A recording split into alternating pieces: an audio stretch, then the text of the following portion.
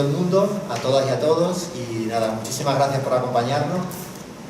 Bueno, yo soy José Manuel, vengo de la Asociación Extremeña de Comunicación Social, de AECOS, la organización que ha venido desarrollando en los últimos meses bueno, el proyecto Ondas Interculturales Extremeñas. Este proyecto, que ha sido todo un éxito aquí en Carcaboso, estamos muy contentos con la acogida, con la participación de las vecinas y vecinos, de las diferentes asociaciones que han querido estar bueno, desarrollando este taller práctico de radio y comunicación social, que recordáis que en septiembre hicimos el Día de la Radio, el día no recuerdo, 14 de septiembre, aquí en el Parque de Arriba. Pasamos una tarde-noche muy agradable grabando ese programa de radio con la participación de muchas vecinas y vecinos.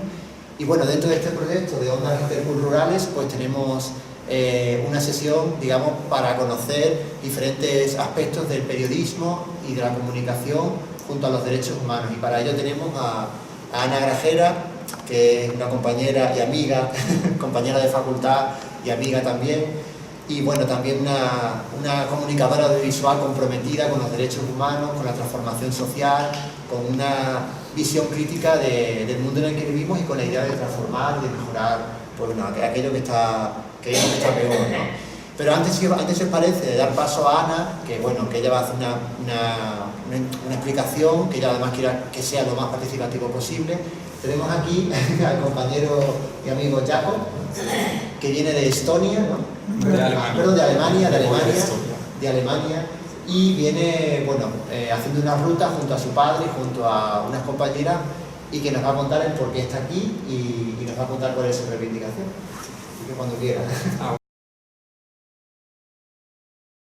Hola a todos, soy Jakob de Múnich, de Alemania, soy acompañado de Max y Lina, y quería decir muchas gracias por la oportunidad de hablar aquí.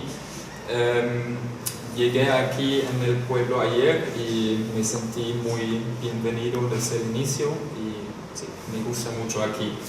Y somos parte del proyecto de Go Europe y se ha fundado de mi papá, mi hermano más grande y yo. Y nosotros estamos preocupados de la situación de la Unión Europea y de la idea Europa en general. Es que hay muchos movimientos en Europa que quieren romper la situación que tenemos, que vivimos en paz, en libertad, en solidaridad, en respeto entre los pueblos europeos, y es una situación que queremos mantener. Es algo muy bueno. Y por eso tenemos como organización Go Europe dos proyectos, y los proyectos siempre quieren llegar a establecer encuentro entre personas. El encuentro es lo más importante porque del encuentro llega la comunicación y el entendimiento entre las personas, y después sigue la cooperación. Y la cooperación es algo que necesitamos muy fuerte y mucho en el futuro para resolver los problemas globales que tenemos en el futuro. El cambio del clima, la falta de recursos, la mecanización, digitalización. Hay muchas cosas globales y europeas que queremos o que deberíamos resolver. Y los dos proyectos son: uno es dinámico, es un viaje desde Lisboa hasta Tallinn en Estonia por un año. Mi papá lo hace a pie, andando, ahora está en Castelo Branco y va a llegar aquí en unas semanas, 2 semanas probablemente. Y yo estoy con ellos dos a bicicleta y estamos acompañados de un coche. Y el objetivo es de llegar a muchas personas, a tantas personas que posibles. La gente europea pueden juntarse a nuestro proyecto en diferentes variaciones. Pueden ir andando con nosotros, que es muy fácil. Mi papá siempre está feliz si tiene compañía de muchos países y de muchas regiones europeas. Y también a bici puede juntarse. Y también puede crear nuevas rutas a skateboard, a Segway también podría ser, o muchas otras cosas. Y eso todo acaba en Tallinn, porque Tallinn es un vínculo al este de Europa, a Rusia, y representa mucho nuestra definición de Europa, que no acaba en la Unión Europa, pero se basa en valores comunes y en la voluntad de vivir juntos, en respeto, en amistad, en solidaridad con nosotros mismos, con las otras personas. Y entonces también Rusia y Turquía y Albania y muchos otros países que no ya son parte de la Unión Europa, son parte de nuestra definición de Europa. Y en Tallinn hay una prisión, y esto es el segundo proyecto. Esa prisión fue abandonada en 2002 y lo queremos comprar y lo queremos reconstruir como un centro de encuentro para estudiantes, para alumnos, para niños de la escuela de todos los países europeos. Y como este viaje también fuera de nuestros objetivos idealistas, tiene que funcionar como un camino de ganar dinero y ganar atención de las instituciones europeas, para que dice que es un proyecto de Europa cultural, de la conexión europea, para conectar a la gente con sí mismo, y las instituciones europeas deberían cofinanciar o financiar todo lo que queremos hacer. Y así, por este proyecto, buscamos apoyo en todo el mundo, en toda Europa. Y sí, es por el momento. Habría mucho más de decir, de explicar, pero es la base del proyecto y me gustaría oír preguntas, críticas, ideas. Muchas gracias otra vez.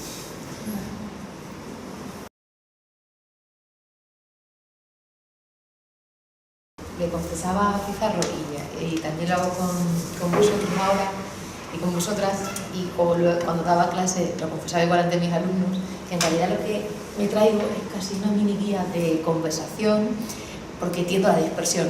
Y entonces, entre que estamos así en un entorno más familiar, sin el reloj que nos marca los tiempos, por ejemplo, como ocurre en mi caso en la radio, y que se pueden generar conversaciones seguramente en muchas direcciones, o me pongo un mini esquemilla o me suelo ir yo por otros derroteros. De cualquier modo, eso, que yo me vaya por otros derroteros, tengo que frenarlo, pero que vosotras vayáis por otros derroteros es lo más deseable del mundo, ¿no? Porque supongo que esto un poco que nos acaba de pasar aquí, que de repente apareciera ya por aquí y terminara y no lo esperáramos, y de repente hace este planteamiento que nos hace inquietarnos sobre por qué causa me montaría yo en una bicicleta y recorrería Europa para transformar algo. Eso es la radio. Mi compañero Juan Carlos Acosta, yo ahora trabajo en Canal Extremadura, y allí trabaja Juan Carlos Acosta hace muchísimos años también, y él siempre dice que la radio es la vida que suena, ¿no? Y un poco lo que tú nos traes aquí es esto, la vida que suena, la historia de un ciudadano que vive una circunstancia, en este caso que quiere transformar, que quiere contárselo al resto de las personas, para que, no de una manera dirigista, no como cuando dicen no debéis comer donut, no debéis, sino de una manera positiva y clara, para que las personas que lo escuchen lo puedan integrar si lo desean, y si quieren puedan activarse, puedan posicionarse y tomar algunas decisiones o cambios en sus vidas, ¿no? Para que, como hacéis con ondas rurales, cada uno de nosotros nos podamos empoderar, ¿no? Y decidir qué visión queremos tener en este caso sobre ese acontecimiento. Claro, mi contacto con la radio, no con la televisión, pero con la radio siempre ha sido en medios públicos, en emisoras municipales, ahora en Canal Extremadura, en otros momentos en radios educativas, y casi siempre en formatos que permiten la conversación. Cuando a veces se nos, claro, y con lógica y con sentido, se critica a los medios de comunicación porque somos simplistas, solemos decir que somos un milímetro, o sea, que somos un océano de 1 milímetro de profundidad, o sea, que hablamos de todo pero con poca profundidad de nada, ¿no? En realidad creo que estamos pensando en los informativos, que es un esfuerzo increíble por sintetizar, por ejemplo, lo que tú acabas de contar en 1 minuto 20 como mucho.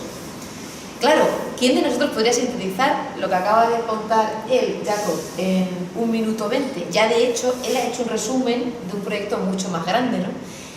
O, bueno, me voy a casos un poco más complejos todavía, ¿no?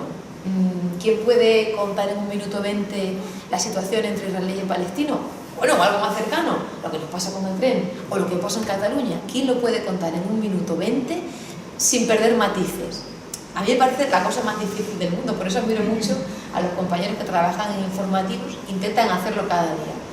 En mi caso, por ejemplo, yo trabajo con otros formatos, de los que a lo mejor nos olvidamos un poco más. Cuando hablamos de medios, pensar en información, pero dentro de la tele, de la radio, de la prensa, hay otros espacios posibles. Por ejemplo, en mi caso, yo casi siempre he trabajado en magazines, ¿no? En espacios en los que caben entrevistas largas, caben reportajes largos, documentales, tertulias. Por ejemplo, esto podría ser, y debería ser ya, si os parece, una tertulia sobre su proyecto, sobre cualquier otra causa que les apetezca, ¿no? Claro, cuando surgen estos espacios, a mí me radioenamoran un montón, porque tienes la oportunidad de hacer que el océano este que decíamos, que puede ser de 1 minuto 20, de 1 milímetro, sea un poco más profundo. Si uno se ve, por ejemplo, obligado a hablar del paro, en 1 minuto 20 tiene que contar en qué porcentaje subió o bajó y cómo se compara con el mes anterior, con el año anterior, ¿no? Pero si tenemos 15 minutos para hacerlo, a lo mejor nos podemos permitir poner en el centro a las personas, que es lo que siempre han dicho los compañeros de AECOS, es decir, calcular cómo puede vivir un ciudadano con 400 y poco euros durante todo un mes, ¿no? O conversar con las personas que tengamos en la tertulia sobre las diferentes búsquedas de empleo o la situación de desánimo que conlleva buscar y buscar sin tener demasiada suerte, ¿no? Es decir, que creo que todo eso, y hablo de la radio, que es el medio que más conozco, todo eso es medio de comunicación y yo creo que todo eso complementa, ¿no? Lo que pasa es que creo que los informativos en general, la tendencia es, por resumir, irnos al dato, al número, a la cifra, y entonces parece que no están hablando de personas, que no estamos hablando de nosotros. Pero cuando hablamos del Euribor hablamos de nuestras hipotecas. Cuando hablamos del IPC hablamos de nuestros precios. Cuando hablamos de la subida de las pensiones al mínimo del 0,25 hablamos de la pensión que cada anciano recibe en su hogar y con lo que puede o no a lo mejor pagar más cosas y que a lo mejor le está llevando a vivir pobreza energética, no poder más que enchufar el brasero de resistencia que va tan mal para las piernas. Es decir, que todo tiene una serie de personalizaciones posibles que no caben en nuestros formatos habituales. Entonces entiendo muchas veces la crítica que se nos hace de os quedáis lo simple, vais a lo rápido, pero aquí siempre entonces me gusta recordar, bueno, existen otros formatos. Existen primero muchas cadenas de radio, existen muchos formatos posibles y muchas formas de narrar. Incluso existe esa esperanza que es que los medios que llamamos convencionales se combinen con el periodismo que se llama periodismo social o periodismo de calle, que es el que vosotros estáis practicando aquí y que es súper esperanzador. Yo empecé en la radio en mi emisora municipal, no había estudiado ni nada, iba a clase de un instituto, pero los chavales del instituto íbamos a la radio no para que nos dieran una programación ya hecha, sino nosotros hacíamos la programación. Es el intento que se hace desde el proyecto de AECOS, ¿no?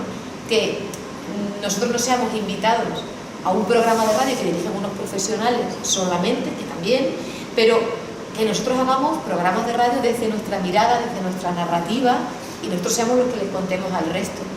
De hecho, la primera vez que trabajé, después de muchas colaboraciones, trabajé con un contrato en la radio, fue en Oliva de la Frontera, y yo creo que ahí encontré a la gente más experta del mundo, porque el que venía a hablar de gastronomía sabía un montón de cocina. La persona que... ¿Conocéis el proyecto de Oliva? A Marcos. Ah, bueno, Marcos estuvo antes, Marcos, claro, yo le... empezó. Sí, y yo vine después de Marcos, tuvo un problema con su ayuntamiento. Claro, luego yo lo tuve también, Sí. con el otro ayuntamiento, pero creo que es uno de los grandes problemas de las emisoras municipales, ¿no? Que nos creen parte de sus proyectos políticos. Pero bueno, Marcos creo que también hacía un poco esta línea, yo no lo conocí, pero lo de permitir que todo el mundo sea catedrático en eso de lo que sabe mucho, ¿no? Cada uno tenemos una pasión individual y yo recuerdo que allí se combinaba, como seguramente aquí si al final se fragua ese proyecto de radio, cada uno tiene una pasión individual y siente que es el que más, si no el que más sabe del mundo de eso, al que menos pereza le da, ponerse a aprender sobre eso para contárselo al resto. De hecho, ese modelo que teníamos en Oliva, yo luego siempre que he ido haciendo radio lo hemos ido repitiendo. Y hoy día, por ejemplo, que trabajo en Canal Extremadura, siento que El Sol sale por el oeste, que es el programa en el que trabajo ahora, se compone de gente muy apasionada. De hecho, la mayoría de los oyentes lo que nos dicen es, no sé, a mí un poco del tema en sí del cable me da un poco igual. Lo que me gusta es con la pasión con la que la gente que va habla de etimología, de derecho, de economía o de lo que le toque hablar. A nosotros nos interesa que personas bien formadas hablen de eso que saben, pero lo que más nos gusta del mundo es eso, que sea algo que adoren con pasión, ¿no? Y que permitan esa definición que Pepa Fernández, que lidera Una Mundial Cualquiera en Radio Nacional, hace de la radio y que pasa tantas veces y que ya habéis notado cuando hicisteis ayer aquí, que permite esa conexión brutal con seres humanos a los que no estás viendo, pero que ahora con estos nuevos tiempos te permiten hacer conocer un montón de información de ellos. Porque este modelo en el que nosotros recibimos los teletipos, marcando a lo mejor la agenda o haciéndonos entender cuáles son los grandes temas de los que se habla en el mundo, eso ya pasó. Ahora realmente hay veces que ocurre que las convocatorias institucionales o lo que pueden marcar lo que se llama agencia setting van en una dirección, pero uno se asoma a las redes sociales y aun sabiendo que no todo el mundo tiene perfil en redes sociales, ve que suben un montón de temas de lo que se llama de abajo arriba.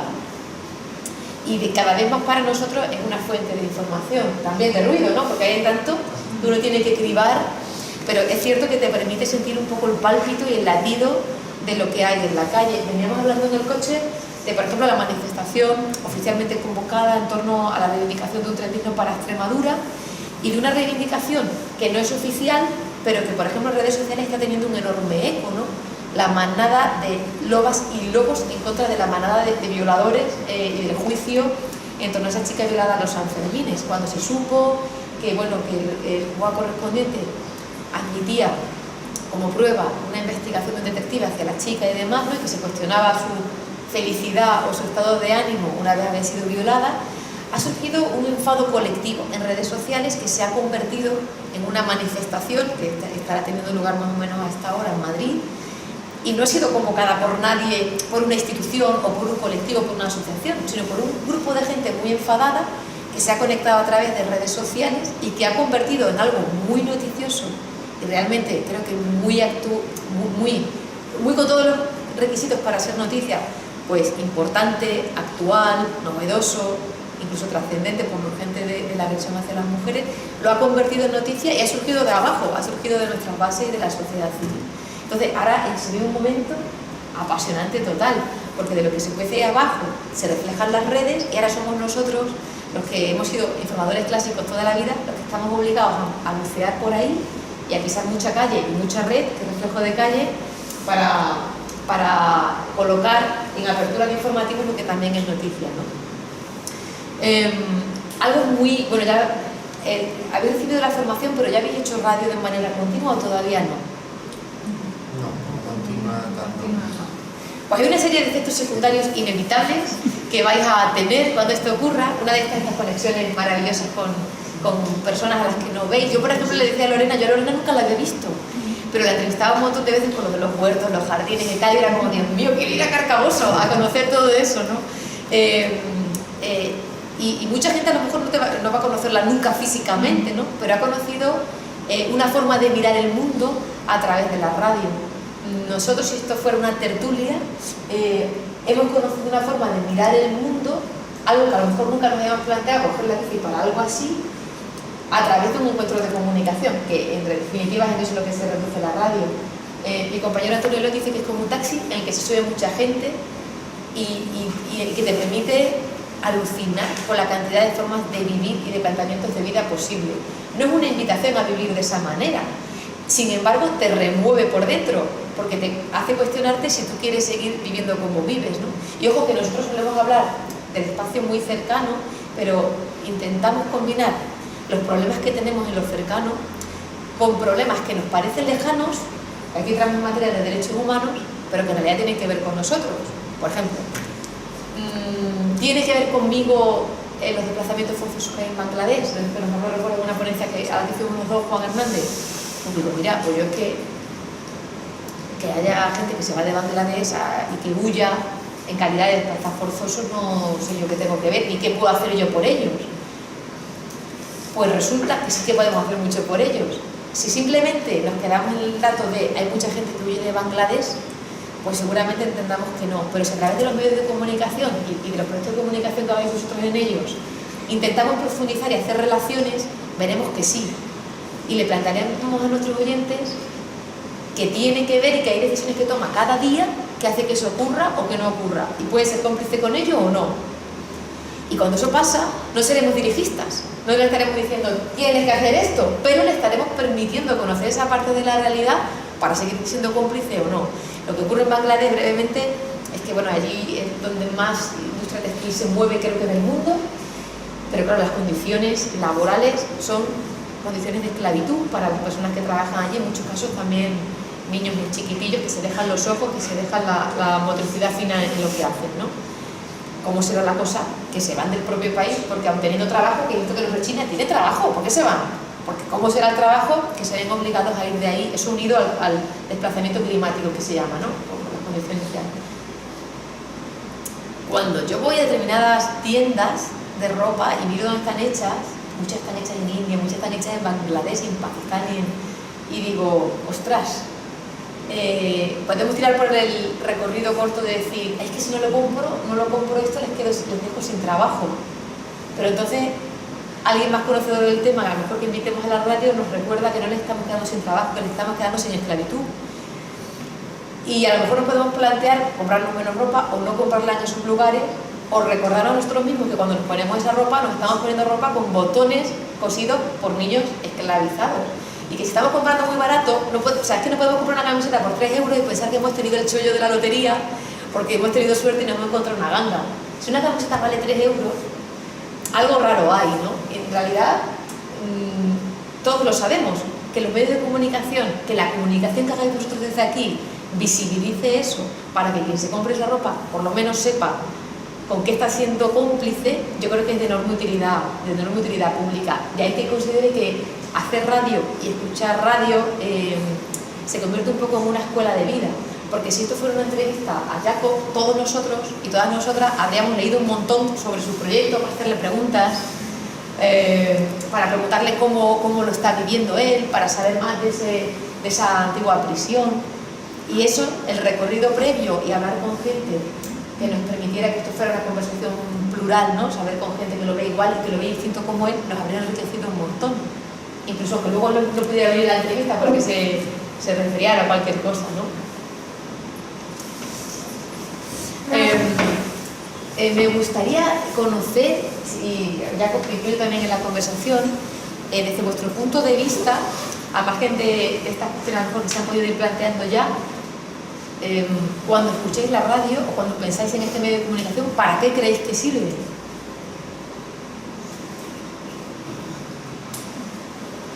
Hombre, realmente para recibir toda la información sin hacer que nos desviemos, por ejemplo, la televisión, que hace que te desvíes pues, en las imágenes y tal, igual te estás fijando en la ropa que llevas puesta, pero como yo cuando te estoy escuchando, te escucho, no te veo, pues me centro más en lo que tú me estás comunicando.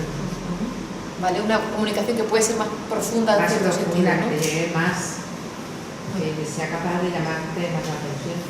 Es súper chivata, sí, es súper chivata la voz, o sea, sí, parece que no, pero lo chiva absolutamente todo. Bueno, para informarnos de un modo, según qué género, ¿no? Por ejemplo, hay programas de entrevista o en Radio 3, en Radio 1, por ejemplo, en Canal Extremadura también. Quiero decir, son los medios que yo quizá más conozco. En el programa de Vivir, que son 2 días, por ejemplo, de 9 a 10, incluyen largas entrevistas en profundidad también. Que yo también pensaba esto, digo, es que si fuera tele, ¿cómo sería, no? Son bastante en profundidad, para profundizar, para informarnos, ¿no? ¿Para qué más? Porque hay cosas que parecen poco importantes, pero la compañía es muy importante. Nosotros no hemos llorado más en nuestra vida en el equipo cuando nos comunicaron que se estaba escuchando una canción muy especial para un oyente en una UCI de un hospital. La radio se escucha en las cárceles, la radio se escucha en los lugares donde las personas tienen no permitido el paso, porque les puede contagiar un virus a alguien o por el motivo que sea, ¿no? Y la radio es la compañía de un montón de personas que trabajan solas o que viven solas también. Más individual, se mete más en cada persona, te acompaña en el coche, te acompaña en casa. La televisión es más familiar, se ve en familia, y sin embargo la radio es ese modo particular de tener la comunicación cercana y de eso, de vivir emociones de una manera muy cercana. O sea, cuando has dicho lo de la UCI, recuerdo también la entrevista que hacíais Antonio y tú, a la chica aquella que su pareja le había puesto una canción del Desván del Duende, no sé si recuerdas. Eso me he emocionado también escuchando, y eso consigue una emoción que no consigue la televisión, que no consigue otros medios, eso que seas capaz de compartir ese momento. Sí. Cuando hablamos de derechos humanos hay un debate siempre muy abierto. Bueno, la historia que cuenta es que fue de Traca, una chica que despertó del coma escuchando una canción. Despertó del coma escuchando una canción. Y claro, estaba allí el artista que la había compuesto y la novia de ella, y claro, eso fue muy emocionante, pero emoción significa, viene de motion, ¿no? Movimiento, eso que te mueve. Quienes trabajan sobre todo así muy concentrados en derechos humanos dicen, no, cuando se defienden los derechos humanos, y tienen toda la razón, tienen toda la razón, claro, razón, emoción, somos sentipensantes. Cuando se trata de derechos humanos, no tienes que actuar por la emoción, o sea, es cuestión de justicia. O sea, tú defiendes los derechos humanos porque es una cuestión de justicia, ni de calidad, ni de emoción, ni narices, ¿no? Es cierto, y tenemos que defender los derechos humanos desde la razón, pero es cierto también, y hay un debate que existe y que si queréis podemos entablar, y creo que la televisión, sin querer, pero como porta imagen, tiene más riesgo de contaminarse de ello, que hay veces que reaccionamos por la emoción. Hay emocional en tu padre a la hora de emocionaros a vosotros y motivaros a coger la bicicleta. Si no nos emociona, sin una emoción, o sea, todo lo que pensamos nos genera emociones. Si no conseguimos que lo que hacemos nos emocione, creo muy difícil que nos activemos. Silvia Tostado, que dirige ahora la coordinadora de ONG, me recuerdo que discutíamos esto hace poco y decía, no, las cosas hay que defenderlas desde la razón. Y yo reconocía que en realidad cada uno de los activismos que conozco casi siempre están movidos porque razonas que algo es injusto y tienes que cambiarlo, pero por una emoción que hace de motor para que cuando estás agotado y cansado eso no se frene y no se pare, ¿no? Insisto, es discutible si os apetece, si alguien todo el rato si a alguien le apetece intervenir en esta tertulia, que lo haga, porque a mí es uno de los asuntos que más controversia me genera. Pero la radio, que intenta no ser sensacionalista, sí que es cierto que genera muchas emociones. Y de hecho, bueno, recuerdo que la charla de Torres Concillo la dimos el día que se despidió Gemma Nierga y la gente decía que había llorado como magdalenas, porque con los conductores de los espacios, y no solo, es decir, con los entrevistados y con las historias, se generan una especie de lazos invisibles que existen. Es decir, no te conoces, pero oye, esa persona se mete todos los días contigo en la ducha, en el coche, en la cama. ¿Cómo que no te conoces? Sí te conoces, ¿no? Entonces, compartes, ellos no lo saben, los que hablan no lo saben, pero están presentes en tu vida de una manera esencial. Una señora que perdió a su marido y entró en depresión, estuvo 3 años sin salir de casa. Y ella lo que hacía era escuchar la radio, fue su primera ventana que le conectó con el mundo, ¿no? Con distintas emisoras de radio, y nosotros éramos una de ellas. Y cuando nos lo contó, fue el primer día que salió de casa y vino a la radio y nos lo contó. Y nos quedamos alucinados, porque no nosotros, porque ella escuchaba muchas emisoras, sino porque entendimos la dimensión, entendimos el poder que algo tan invisible como un micrófono encendido y una persona con ganas de conectar con otra puede desarrollar, ¿no? Y esa compañía que sin saber, ese afecto que sin saber estábamos dando a la persona. Luego cada uno elige la emisora que le gusta y los programas que le gustan dentro de ella. Pero hace poco nos atendió, es decir, que hay emisoras como que cada uno necesita lo que cada uno necesita, pero hay emisoras que es verdad que narran desde el enfado, y hay emisoras que pueden parecer más realistas y todo cabe, porque somos poliédricos y todo tenemos. Pero hace poco nos atendió un neuropsicólogo, un neuropsiquiatra, y nos dijo que estaba demostrado que cuando uno lanza mensajes positivos, o sea, yo que siempre he metido con Mr. Wonderful, esa frase tontísima de qué guapa eres, todo lo que puedes, conseguirás lo que logres, son tonterías. No, él demostró que cuando uno escucha frases en positivo, su cerebro, que es algo físico, se transforma, cambia. Él puso sensores en las cabezas de las personas a las que investigó y demostró cómo se activan, digamos, se encienden lucecitas distintas en el cerebro cuando los mensajes que se lanzan son en positivo, aunque sea para criticar una situación que no nos gusta y transformarla, pero cuando se hace en positivo, diferente que cuando se hace en negativo. Hoy hemos hablado justo de esto en la radio. un señor que se dedicó toda la vida a investigar la depresión y la ansiedad, y fue a ver un día al Dalai Lama y le dijo al Dalai Lama: si en vez de investigar la depresión te dedicas a investigar la ternura, la compasión y la empatía, ¿qué pasará? Y lo hizo, y en vez de buscar remedios para la enfermedad, buscó cómo hacer que eso tan saludable como la ternura, la compasión y la empatía creciera más en la gente, ¿no? Y todo cambió. Cambiaron los cerebros, físicamente, la genética de los cerebros de la gente a la que investigo. A mí me parece increíble, ¿no? Pero claro, como nosotros trabajamos con palabras que la gente escucha, como vosotros vais a hacer radio, realmente nos sitúa a todos ante un precipicio increíble, ¿no? Del que no te tiras, sino del que vuelas, porque dices, es que si los mensajes que lanzamos, si los chavales hacen radio en sus colegios, por ejemplo con Radio Edu, que es un proyecto que está cogiendo bastante fuerza, y si nosotros hacemos radio y transformamos desde una mirada positiva, vamos a generar una bola maravillosa, ¿no? O tendremos la posibilidad de generar una bola maravillosa. Yo, con lo del tema catalán, me ha dado un montón de miedo la crispación, o sea, el enfado, la imposibilidad de escucharse. Era imposible escucharse con nadie. ¿Os ha pasado a vosotros? ¿Habéis tenido conversaciones? Es que nadie iba a ceder. Pero es que era un discurso que, o sea, no sé, como que me daba la impresión de que se trasladó la bronca a la calle. Y decíamos, pero ¿por qué vamos a boicotear a una familia de catalanes, extremeños, murcianos que viven en Cataluña y que están vendiendo butifarras? Pues esa gente es trabajadora y es humilde como nosotros y se levantan a las 7 de la mañana. O sea, y sin embargo la bronca se nos instaló. Y entonces, claro, al escuchar hoy esto del neuropsiquiatra y el poder de las palabras, pensaba, vaya, pues entonces en las últimas semanas hemos estado destruyendo un montón de ternura y de puentes posibles entre la gente, ¿no? Pero sin embargo vosotros le habéis dado otra perspectiva. Yo creo que soy un oyente de radio permanente y ahora he marcado como fijo el canal Extremadura. Muchas gracias. Porque habéis transformado y no es peloteo. O sea, os lo dije el día de la radio, lo dejé grabado como mensaje de voz y el otro día me ha alegrado escuchárselo a alguien que hablaba también, os dejaba un mensaje de voz con cómo habéis tratado el tema catalán.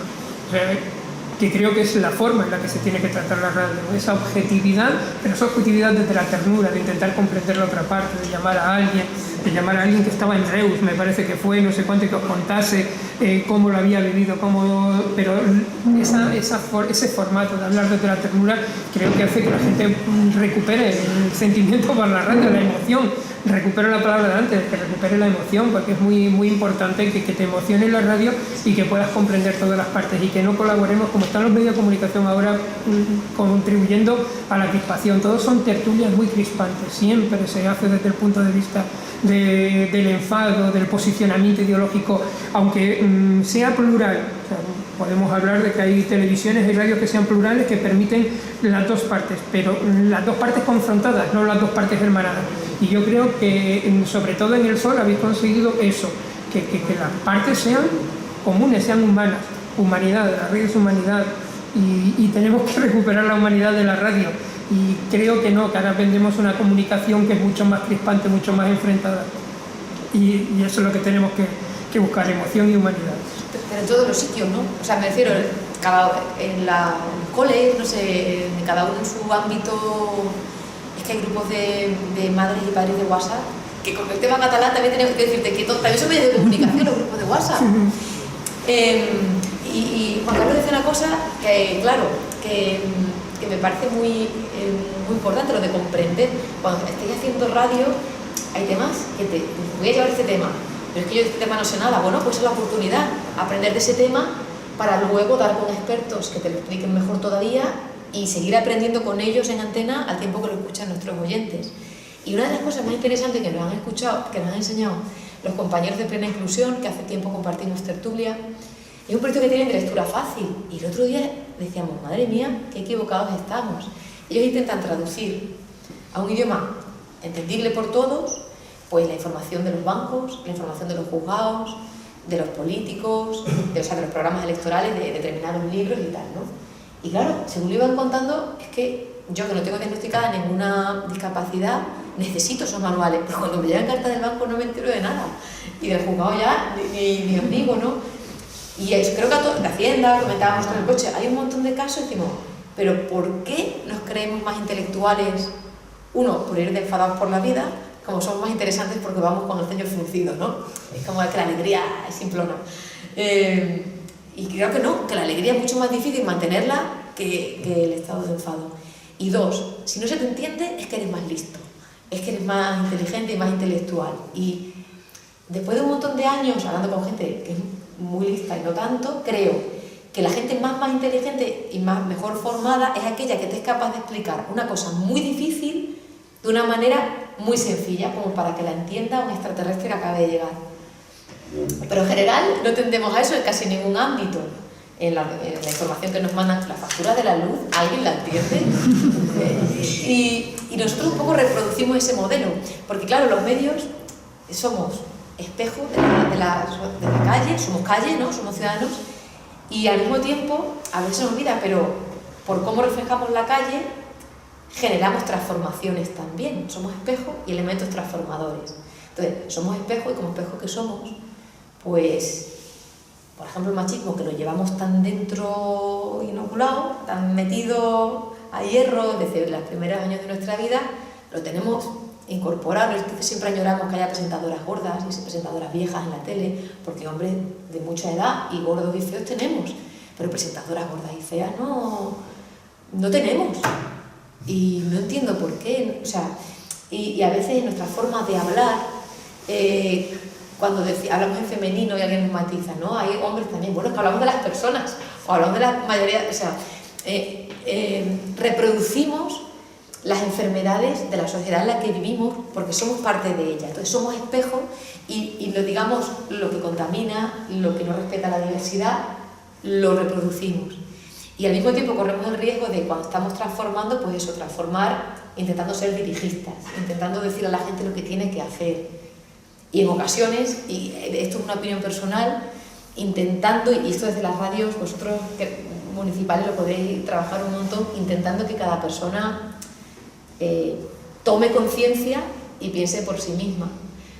Claro, lo que pasa es que tomar conciencia de algunas cosas te activa inevitablemente. Una profe de un instituto se lleva a sus alumnos a haber nacido en Siria, a Madrid, y dice que cuando salieron no tenían ganas de ir a cenar ni nada, porque algunos de vosotros, de ustedes, lo ha visto.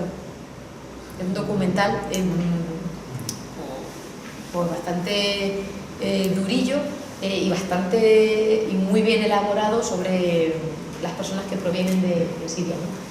Y claro, estos chicos con 14, 15 años le transmitían a su profesora: es que no puedo tomar conciencia y quedarme quieto, ¿no? Y ella decía, nos decían antes, yo no quiero ser dirigista, yo no quiero conducirles hacia mi forma de ver el mundo, pero es verdad que tomar conciencia de ciertas realidades inevitablemente te activa, ¿no? Es como cuando, claro, cuando nos empezamos a plantear si somos cada uno de nosotros machistas o no, ¿no? Digo, no, yo no me siento machista, pero una filósofa marroquí que murió hace 2 años decía: el burka de Occidente es la talla 38. A mí me llegó esta frase cuando yo estaba en Atenas con un montón de mujeres refugiadas y yo me sentía como la más liberal de todas, ¿no? Pero hubo un encuentro entre mujeres, vino un transexual y todas la aceptaron como una mujer más. Y entonces se te empiezan a remover los esquemas mentales que tienes, ¿no? Y digo, no, pues yo soy súper feminista, pero yo no me planteo no depilarme para ir a una piscina, o no me planteo ir a enseñar el Michelin, porque reconozco que me moriría del pudor.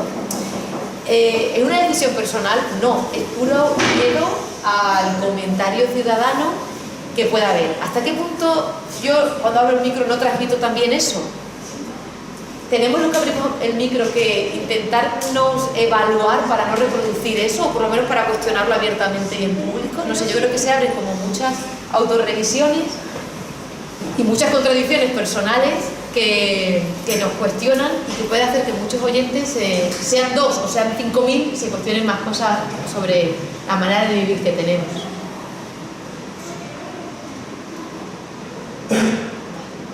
Bueno, no sé si os vais a plantear hacer radio con niños. ¿Creéis que sí? ¿Han venido? Oye, yo he visto fotos.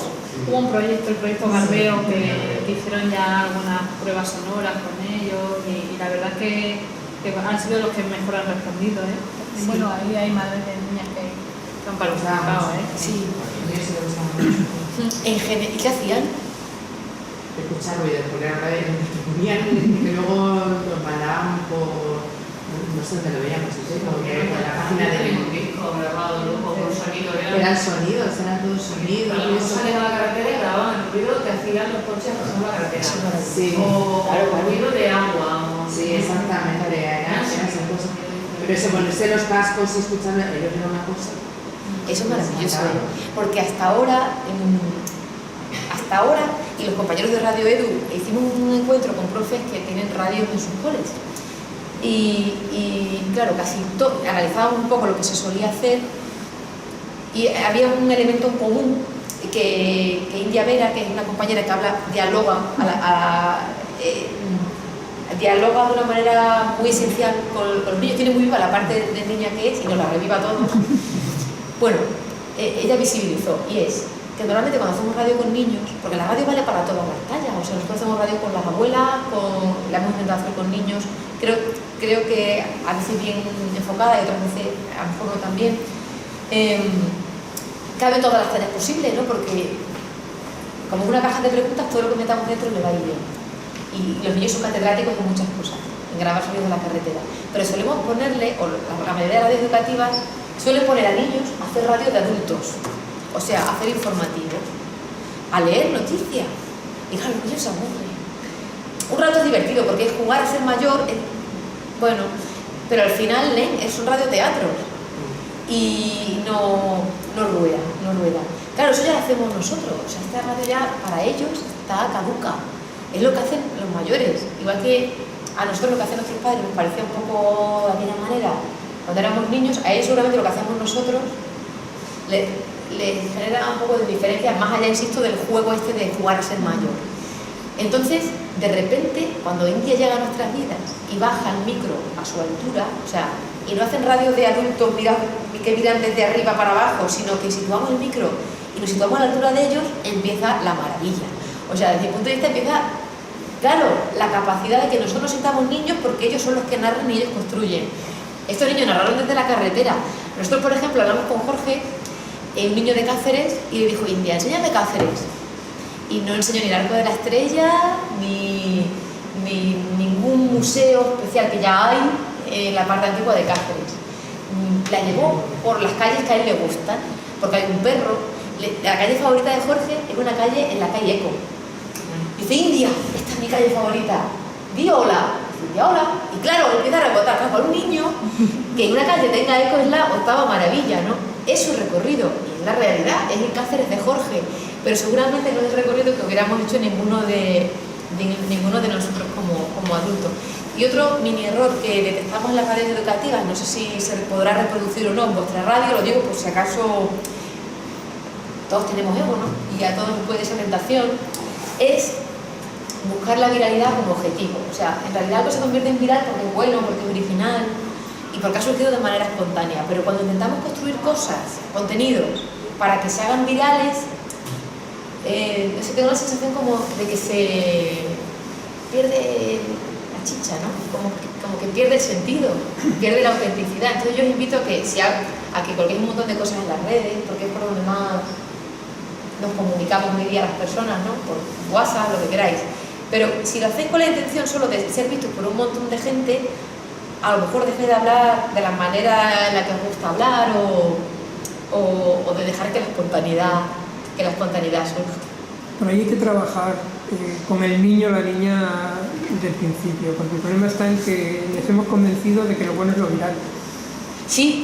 Y ya no desde el proyecto de radio. Yo he hecho proyectos de radio educativa, he trabajado mucho haciendo talleres en Plasencia últimamente y tal, y siempre ellos mismos ya reclaman que lo que vayan a hacer sea viral. Y es porque les hemos inculcado que lo viral es lo bueno, que si no llegan a un grado determinado de expansión no han triunfado y tienen mucho miedo a un fracaso, que es un fracaso ficticio, que es un fracaso de no he conseguido, porque en la falta de éxito se convierte en un fracaso. Sí. Y eso es un gran error. Es un gran error el que de repente, el que como no he triunfado, como de repente no me están escuchando 1 millón de personas, no tengo 1 millón de followers o no tengo 1000 likes, he fracasado. Y entonces creo, pero eso tenemos que trabajarlo mucho más desde la familia que desde las propias radios educativas, desde la familia, la comunidad educativa y tal. O sea, el vender, el saber vender o el saber inculcar que la falta de éxito no es un fracaso, es otra forma de éxito. Qué bueno. Claro, no sé si eso es así. No, pero es que además es que una mamá nos decía, tenemos una tertulia de padres y madres, y decía, es que mi hija es una yonki del móvil. Dice, ¿pero por qué? Porque la madre es otra, o sea, porque yo también soy una yonki del móvil, porque yo también lo quiero tener cerca y que me den a los me gusta. Entonces, claro, no podemos decirle a nuestros niños que no hagan lo que nosotros hacemos. Y eso va a ser un reto impresionante. Aparte, que cuando hacemos esta radio nos permitimos hacer radio experimental, radio laboratorio. Las radios comerciales necesitan la publicidad e incluso las radios públicas necesitan, aunque se adhieren al servicio público y la atención a las minorías, pero es cierto que entiendo que tiene que asentarse sobre una mínima escucha, ¿no?, de la ciudadanía. Pero las radios comunitarias, las radios cooperativas, las sociales, pueden permitirse experimentar. De hecho, yo creo que todas estaríamos obligadas a experimentar, porque no hay receta mala. Hay a lo mejor un poco de mal guiso, es decir, ningún tema es aburrido. A lo mejor lo que está equivocado es el enfoque que le damos a ese tema, ¿no? Pero ningún tema está mal llevado, y probar es lo mejor del mundo. ¿Qué perdemos si hacemos el programa y no sale como deseábamos? Bueno, pues el siguiente lo haremos, intentaremos hacer cambiando lo que no funcionó. O sea, que dejar rodar las cosas puede ser una buena idea. Hay dos cosas que para cocinar, yo siempre comparo la radio con la cocina, ¿no? Porque hay que hacerla con 4 ingredientes, que son palabras, que son músicas, que son efectos de sonido, los silencios, que son demoledores, porque hay silencios que son la mejor respuesta. Jordi Évole lo escenifica muy bien, ¿no? Y Quintero también, cuando se quedan callados, dice, ya lo has dicho. Bueno, esos 4 ingredientes y el amor, ¿no? Como cuando cocinamos. Pero hay 2 o 3 alineos fundamentales y al final todo lo mismo, ¿no? Un poco la falta, que a veces nos falta, que es la curiosidad, es decir, bueno, ¿y por qué no? Vamos a probar así, ¿y por qué no, no? Y eliminar una frase que a veces se escucha mucho dentro de la vida política, cada vez un poco menos, pero es la respuesta típica que nos dan, que es como no podía ser de otra manera. Bueno, pues siempre puede ser de otra manera. O sea, si te me das la respuesta, ¿cómo que todo siempre lo podemos hacer distinto, ¿no? Y otra cosa, la prisa, que es otra presión que vosotros no vais a tener. Vosotros, en principio, bueno, emitiréis semanalmente o quincenalmente, como los establezcáis. Nosotros, y es un problemón, igual que el del éxito de los chavales que quieren que les pongan todo el rato me gusta, y bueno, los chavales y los grandes, nosotros vamos siempre con todo para ayer, y querer emitir todo en cuanto pasa ya, claro, nos genera problemas de, bueno, para empezar, en información, de no haber contrastado. A Televisión Española le pasó hace poco que se creyó que Ibarra se iba del Partido Socialista porque alguien lo puso, o lo medio dijo, pero lo dijo de pasada, no sé qué, y lo dieron como cierto. Porque alguien lo puso en Twitter y luego otro alguien lo verbalizó en desayunos de TVI. O sea, la prisa, el querer contar los primeros, hace que no contrastemos bien. Lo del peo del hipopótamo. ¿Cómo? Bueno, un hipopótamo que se hizo un pedo tan grande que estaban en el hospital 3 jubilados. Y lo publicó el diario Montañés. Sí, no. Y dice, claro, por quererlo dar el primero, al final, claro, no tienes tiempo a contrastar. Y tampoco tienes tiempo a pluralizar, es decir, a llamar a fuentes cercanas y lejanas que te digan, bueno, que ese tema se puede ver de otras muchas maneras posibles, ¿no? Incluso la de morir, te hace un hipopótamo en Asturias, ahí en mitad de un circo, de un zoológico secuestrado, ¿no? Entonces, bueno, la prisa, la falta de curiosidad y el ¿por qué no? No me quiero enrollar, el querer tener todo para ayer mata mucho de la esencia. Claro, en el informativo estamos obligados a intentar dar lo mejor posible en el menor tiempo posible, a ser rigurosos, ¿no? A verificar incluso lo que sale en redes sociales, a pesar de la complicación que ello conlleva. Pero es que el tiempo que vivimos ahora, es como, qué bien que suben temas nuevos desde ahí, y qué mal que ahora tienes que confirmar que esos temas que suben son ciertos o no, ¿no? creo que intentar aprovechar los géneros miles que hay entre boletín y boletín informativo. Hay vida más allá del boletín informativo, más allá de la entrevista. Tenemos la encuesta de calle, que parece que está como un poco de modé, ¿no? Y escuchar la voz de la calle, nada de más importante que escuchar la voz de la calle. Tenéis los mensajes de audio a través de WhatsApp, que os pueden dejar un montón de mensajes. Tenéis la construcción de relatos que pueden hacer la gente a través de comentarios que vosotros ya dejáis previamente en redes sociales, ¿no?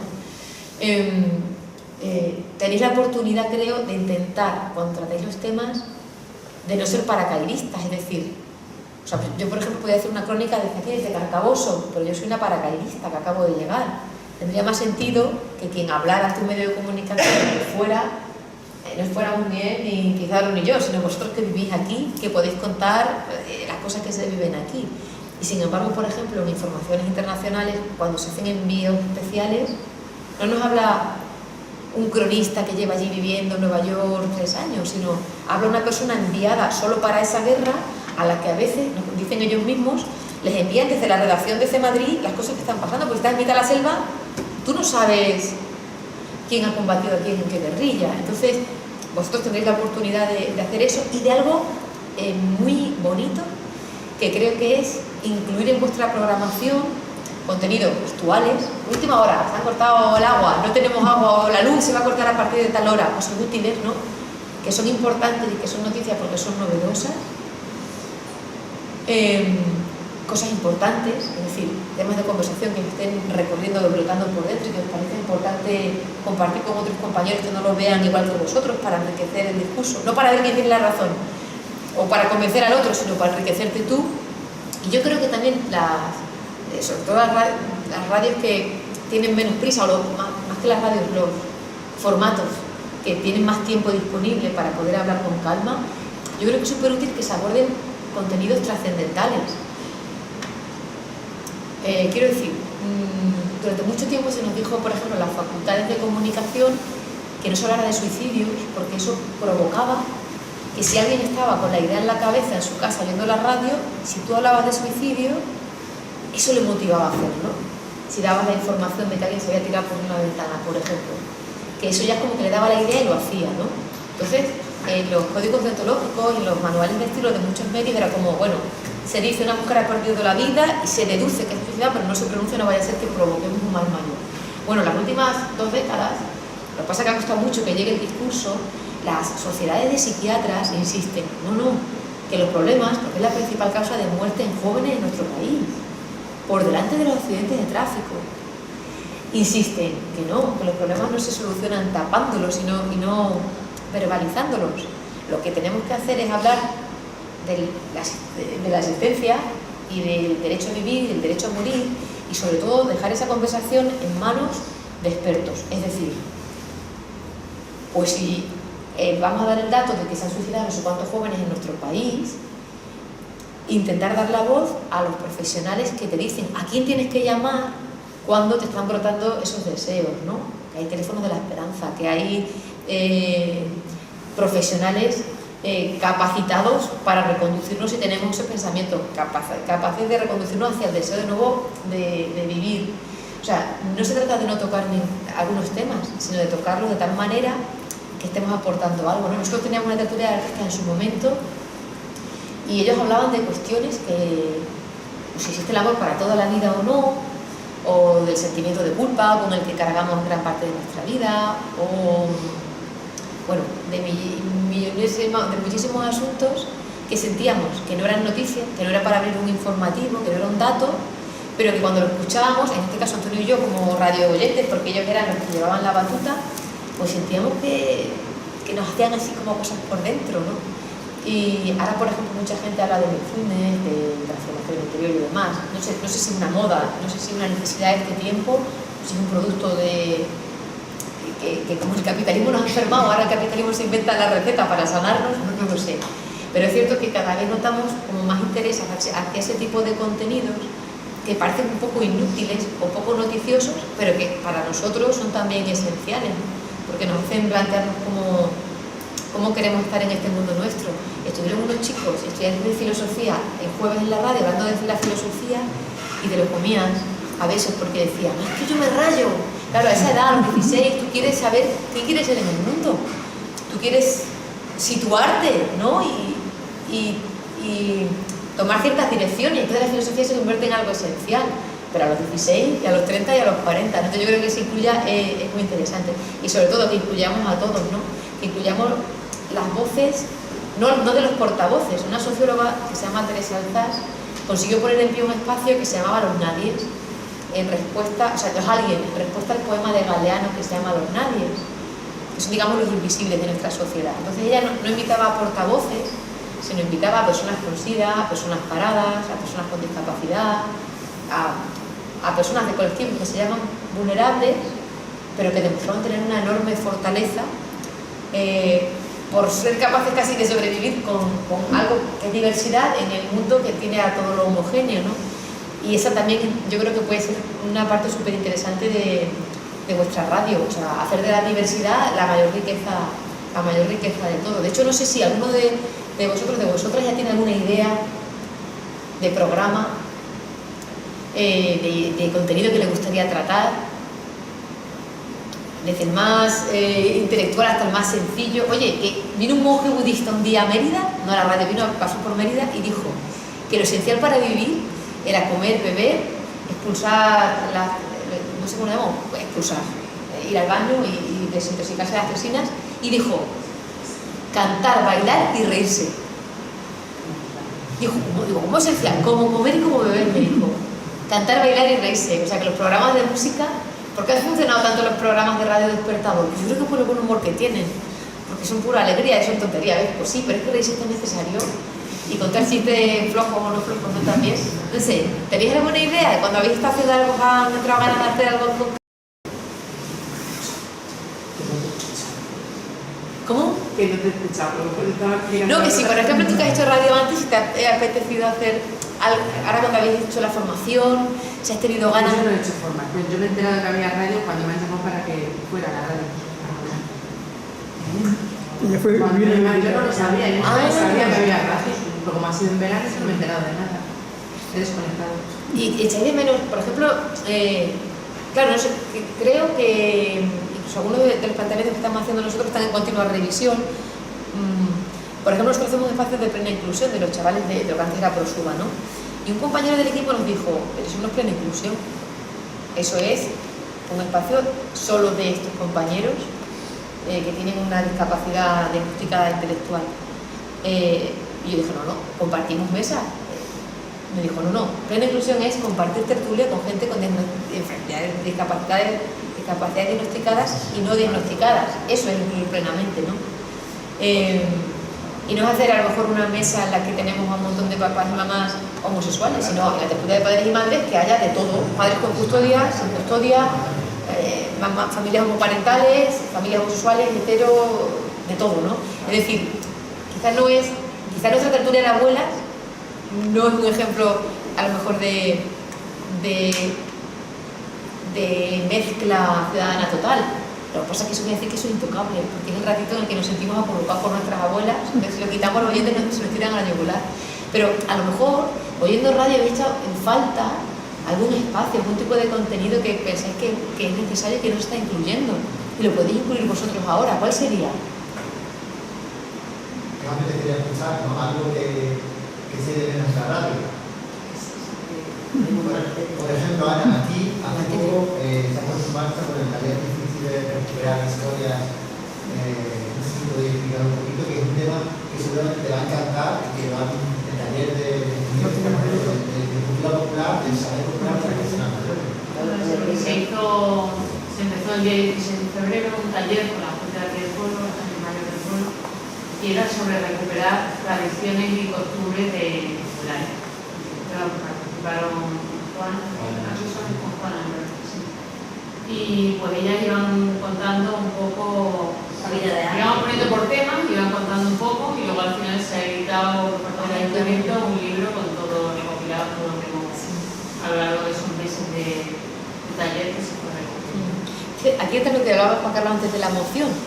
Podemos invitar, cuando hagáis vuestro programa, ¿no? Podemos invitar a un folclorista o a quien haya compilado todos los relatos y que hable de, pues sí, en general lo que más se hacía era esto, o cuando había funerales se hacían en las casas, tal, y estará bien, pero si va Juana, y si además de ir folclorista, va Juana y lo cuenta, hay un factor emocional, Como vaya Juana, evocador, que no habla el folclorista. de conexión. Una sorpresa también. ¿Cómo? Que como vaya Juana ya lo habla el folclorista. Sí. ¿verdad? Sí, Juana. Sorpresa, no sé cómo va a acabar. Es que eso es maravilloso. Claro que cuando hay un periodismo que no es humano, que si hay un periodismo que no es humano, no es periodismo. Vamos, no es periodismo. Cualquier cosa. Vamos a decir. Que se suele decir, hacia el periodismo humano, o un periodismo que ponga a la gente en el centro. Es que si hacemos un periodismo que no esté poniendo a la gente en el centro, o estemos haciendo un periodismo que no sea humano, o cualquier cosa que no sea humana, ¿para qué vale? ¿Al servicio de quién? Y quizás es el sentido último del origen del periodismo, pero quizás sea, por desgracia, por diferentes intereses, se ha desvirtuado, quizás, ¿no? Que el periodismo sea a veces en ocasiones. Dos dilemas que están. Yo no tengo. Sobre uno sí, pero sobre otro no. Se suele decir, y ha sido así, un youtuber se suicidó en directo y tuvo un montón de visualizaciones. Y sí, se suele decir la frase, si uno emite en prime time, en horario de máxima audiencia de televisión, usted que ve un poquito más televisión, un suicidio, será pico de audiencia, será lo más visto. Ahora, ¿respetará la dignidad de la persona? ¿Eso es periodismo porque está mostrando un hecho veraz, es decir, que está ocurriendo? ¿O es sensacionalismo? O sea, ¿lo haríamos? Esa es una de las cuestiones. Y la otra, que muchos compañeros de profesión, por ejemplo, tienen claro que no. Dicen, yo, por ejemplo, yo a maltratadores no entrevisto. O yo a etarras no entrevisto.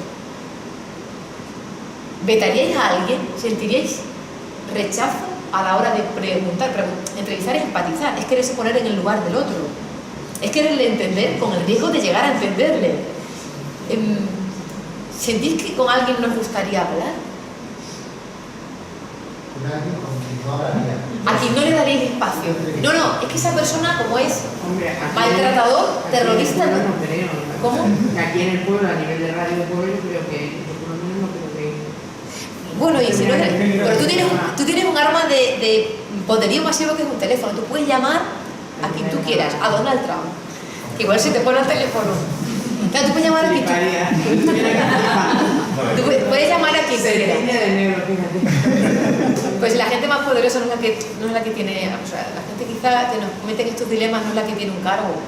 No, A un famoso yo como... yo creo que hay personas de más a pie que tienen más poder que las que están allá. Claro. Pero hay algún perfil que digáis, no, yo a esta persona, yo este tipo de perfil no. Hombre, eso depende de las vivencias que hayamos tenido igual. Por ejemplo, no sé si os acordáis, os acordáis del terrible que fue el crimen de la niña de Alcácer, que se hizo hace 25 años. ¿Recordáis lo que ocurrió justo cuando se dio la noticia? Sí, Nieves Herrera, ¿no? Pues Nieves Herrera hundió su carrera por culpa de Pero la... es el circo que se montó cuando se dio a conocer la noticia de que el cuerpo de las niñas había aparecido. Es decir, fue televisión en directo que le va a la máxima potencia, es decir, solamente por conseguir la audiencia, las cámaras de el pasillo. Es un ejemplo de que no todo vale en el periodismo, ¿no? En este caso televisión, es decir, eso es la basura mayor, es decir, jugar con las miserias humanas, con el sufrimiento de manera... Sí, pero ahora se hace igual, ahora se hace más y ahora ya no pasa nada. Fue casi el final, ¿verdad? De su carrera. Yo creo que la poesía... Yo me tardaría como no me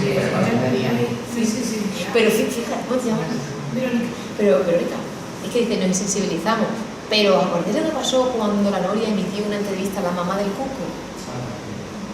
Pues, ¿recordáis qué pasó? Sí, que hubo un bloguero que dijo, propongo un boicot a todas las marcas que financian, que aparecen en los descansos de publicidad de la Noria, porque la información no es mercancía, porque no se puede hacer espectáculo, no se puede hacer sensacionalismo con un asunto que estaba todo el país, con lo de Marta del Castillo, si recordáis, fatal, ¿no? Se llevó como mucho al interior de cada uno, no sé. Y ¿fue la mamá del Cuco? Sí, ¿no? Fue alguien muy vinculado con... Y entonces, La Noria desapareció, lo cambiaron de nombre, cambiaron un poquito el formato porque la ciudadanía reaccionó. O sea, a mí me llamó mucho la atención cómo la ciudadanía dijo, no, hombre, hay cosas que no. Y hicieron un boicot. Claro, la televisión y radio privada se financia con publicidad. Si no hay publicidad, no hay programa. O sea, tenemos el poder de decidir qué queremos que se emita en nuestras televisiones, porque en cuanto decimos por ahí no, bueno, a la semana siguiente ya no estaba la Noria.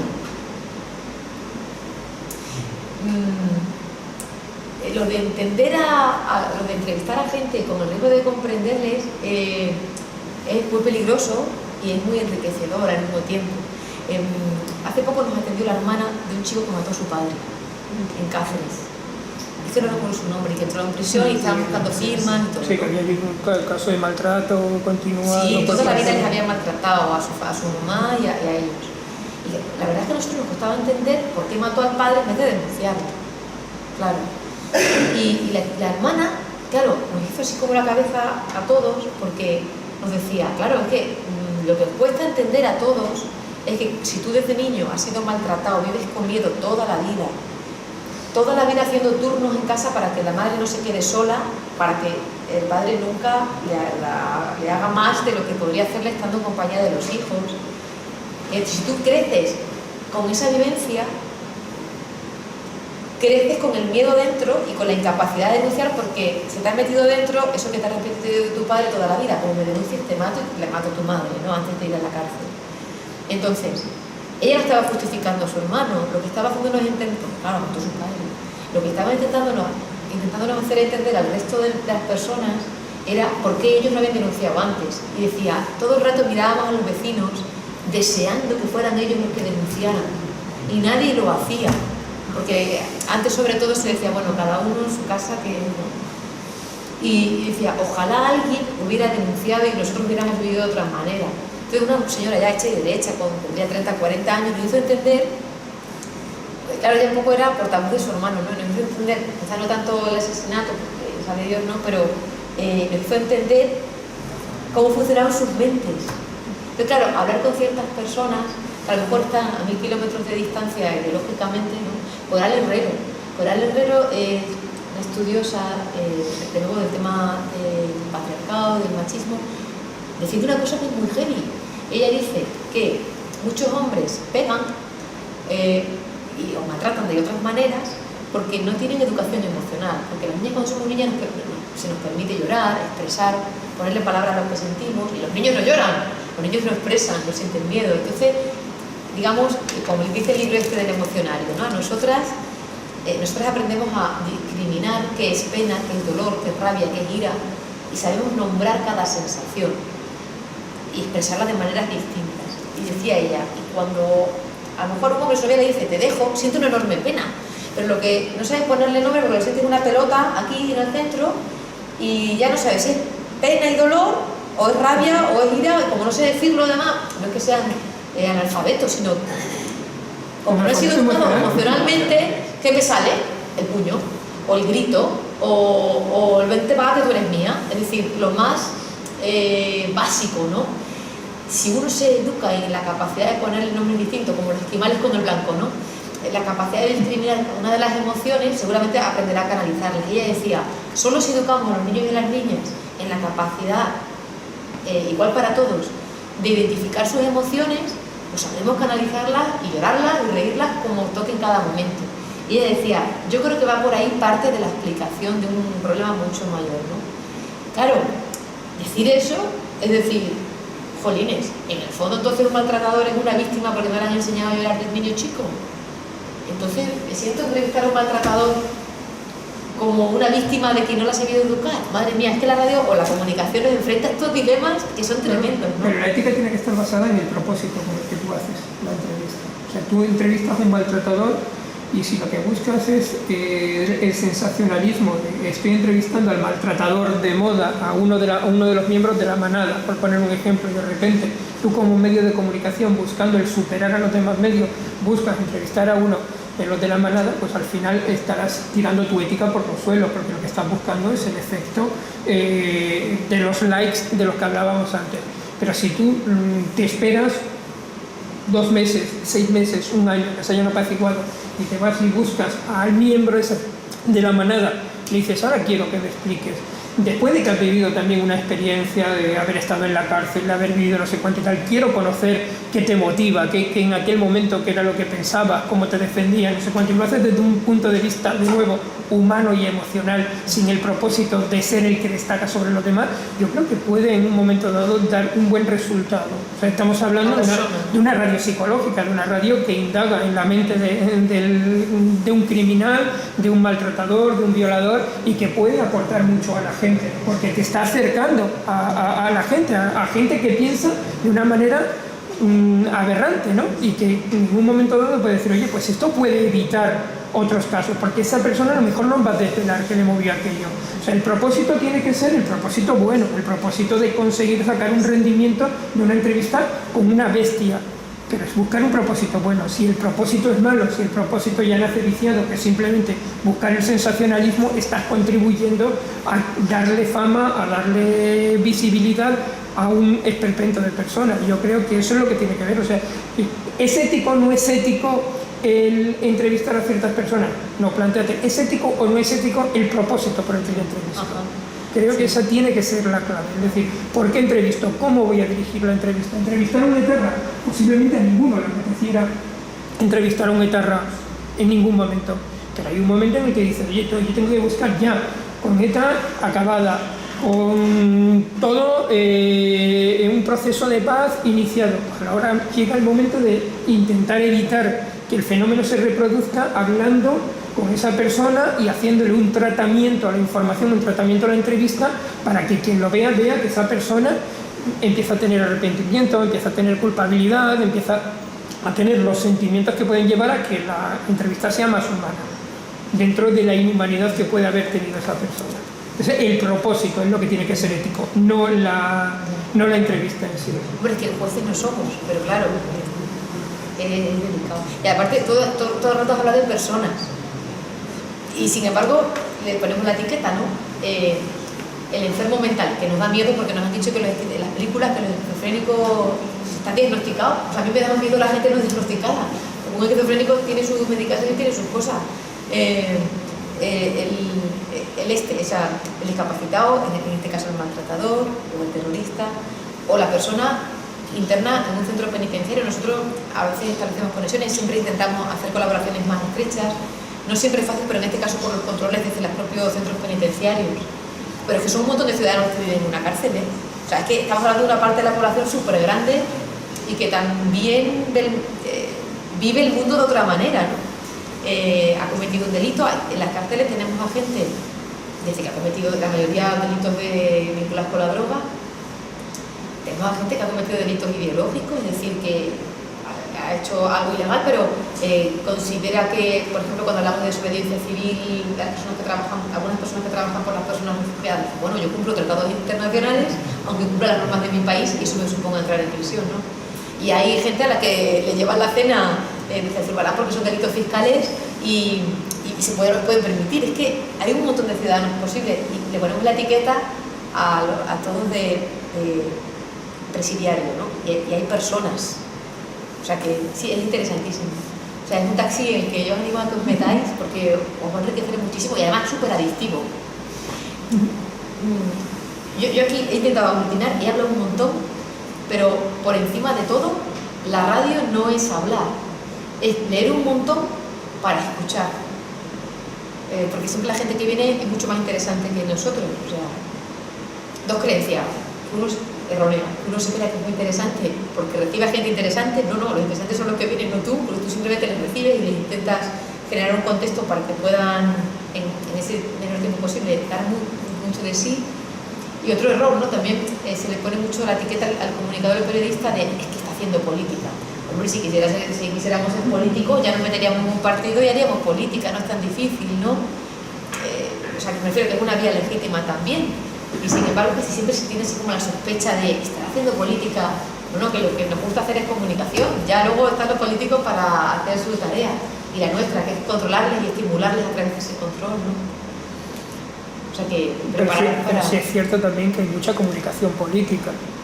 y mucha influencia de la política en la comunicación y en los comunicadores. O sea, vosotros partís de una posición casi idílica, Canal Extremadura Radio sobre todo, porque ya con la televisión tendría incluso algunas pegas, pero Canal Extremadura Radio parte de una posición idílica, que podéis ser muy libres, si no tenéis una censura, cosa que no tiene. Yo era un escuchante de la SER, y de repente he hecho así y me he quitado la SER. ¿Por qué no? Porque encuentro una carga política tremenda, y yo esa es la parte que sí me gustaría hacer de radio, y es en la que soy, la de desarrollar el espíritu crítico para que el que hace radio sepa filtrar esa influencia de la política, que muchas veces nos nace de manera espontánea, sin estar forzándola. Todos tenemos una ideología y tú la plasmas en tu manera de comunicar, pero que la gente sea, el que hace radio sea capaz de filtrarla, sea capaz de identificarla para decir, no, yo no quiero dirigir a la gente, quiero comunicar por comunicar. Pero al final, si hay muchos directores de opinión ahora mismo en la comunicación, de hecho hay más directores de opinión que comunicadores natos, creo. Si escuchas la radio comercial habitual, hay muchos más directores de opinión que comunicadores.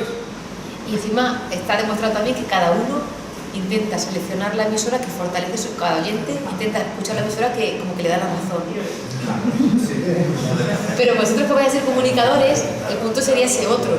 Es decir, nosotros dependemos de la publicidad. De hecho, los consejos de administración de los medios privados deciden en base también a requisitos mercantiles, ¿no?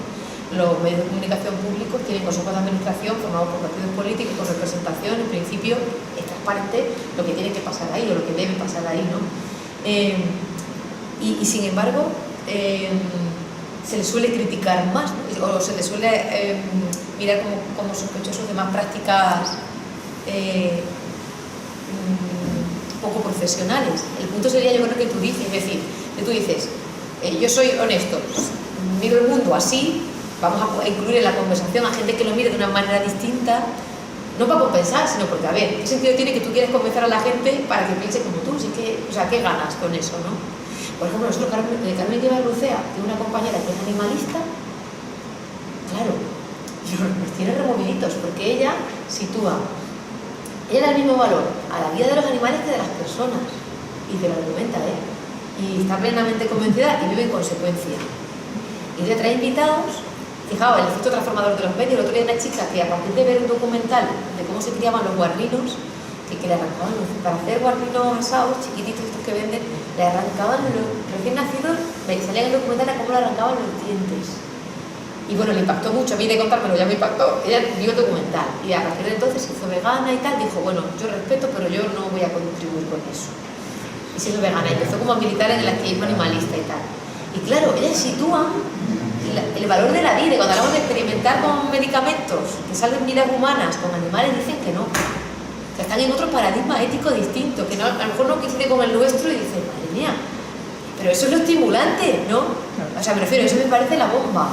Perdona, nos vamos a ir, me voy a ir yo con mi compañera también, porque estamos haciendo un curso. Ay, y se nos están yendo todas, y nosotros hemos quedado aquí como las marinas. O sea, que no porque no nos interese, sino porque estamos en el grupo ahora. Entonces, de verdad, porque es que estaba viendo que nos vamos levantando una a una, y no es porque nos claro, que fuera un refreno, que yo. Es porque nos vamos al curso. ¿Y de qué es el curso? De motivación y autoestimulación. Hemos practicado aquí la escucha activa. Ajá. Y ahora nos va a ver si hemos empatizado, ¿no? Genial, hasta pronto, hasta la próxima. Chao. Así que cursos más guay hacéis aquí, ¿no? Se ve que esto es una moral. Es formación para la mujer. Dentro de la autoestimulación y motivación. Pero había varios.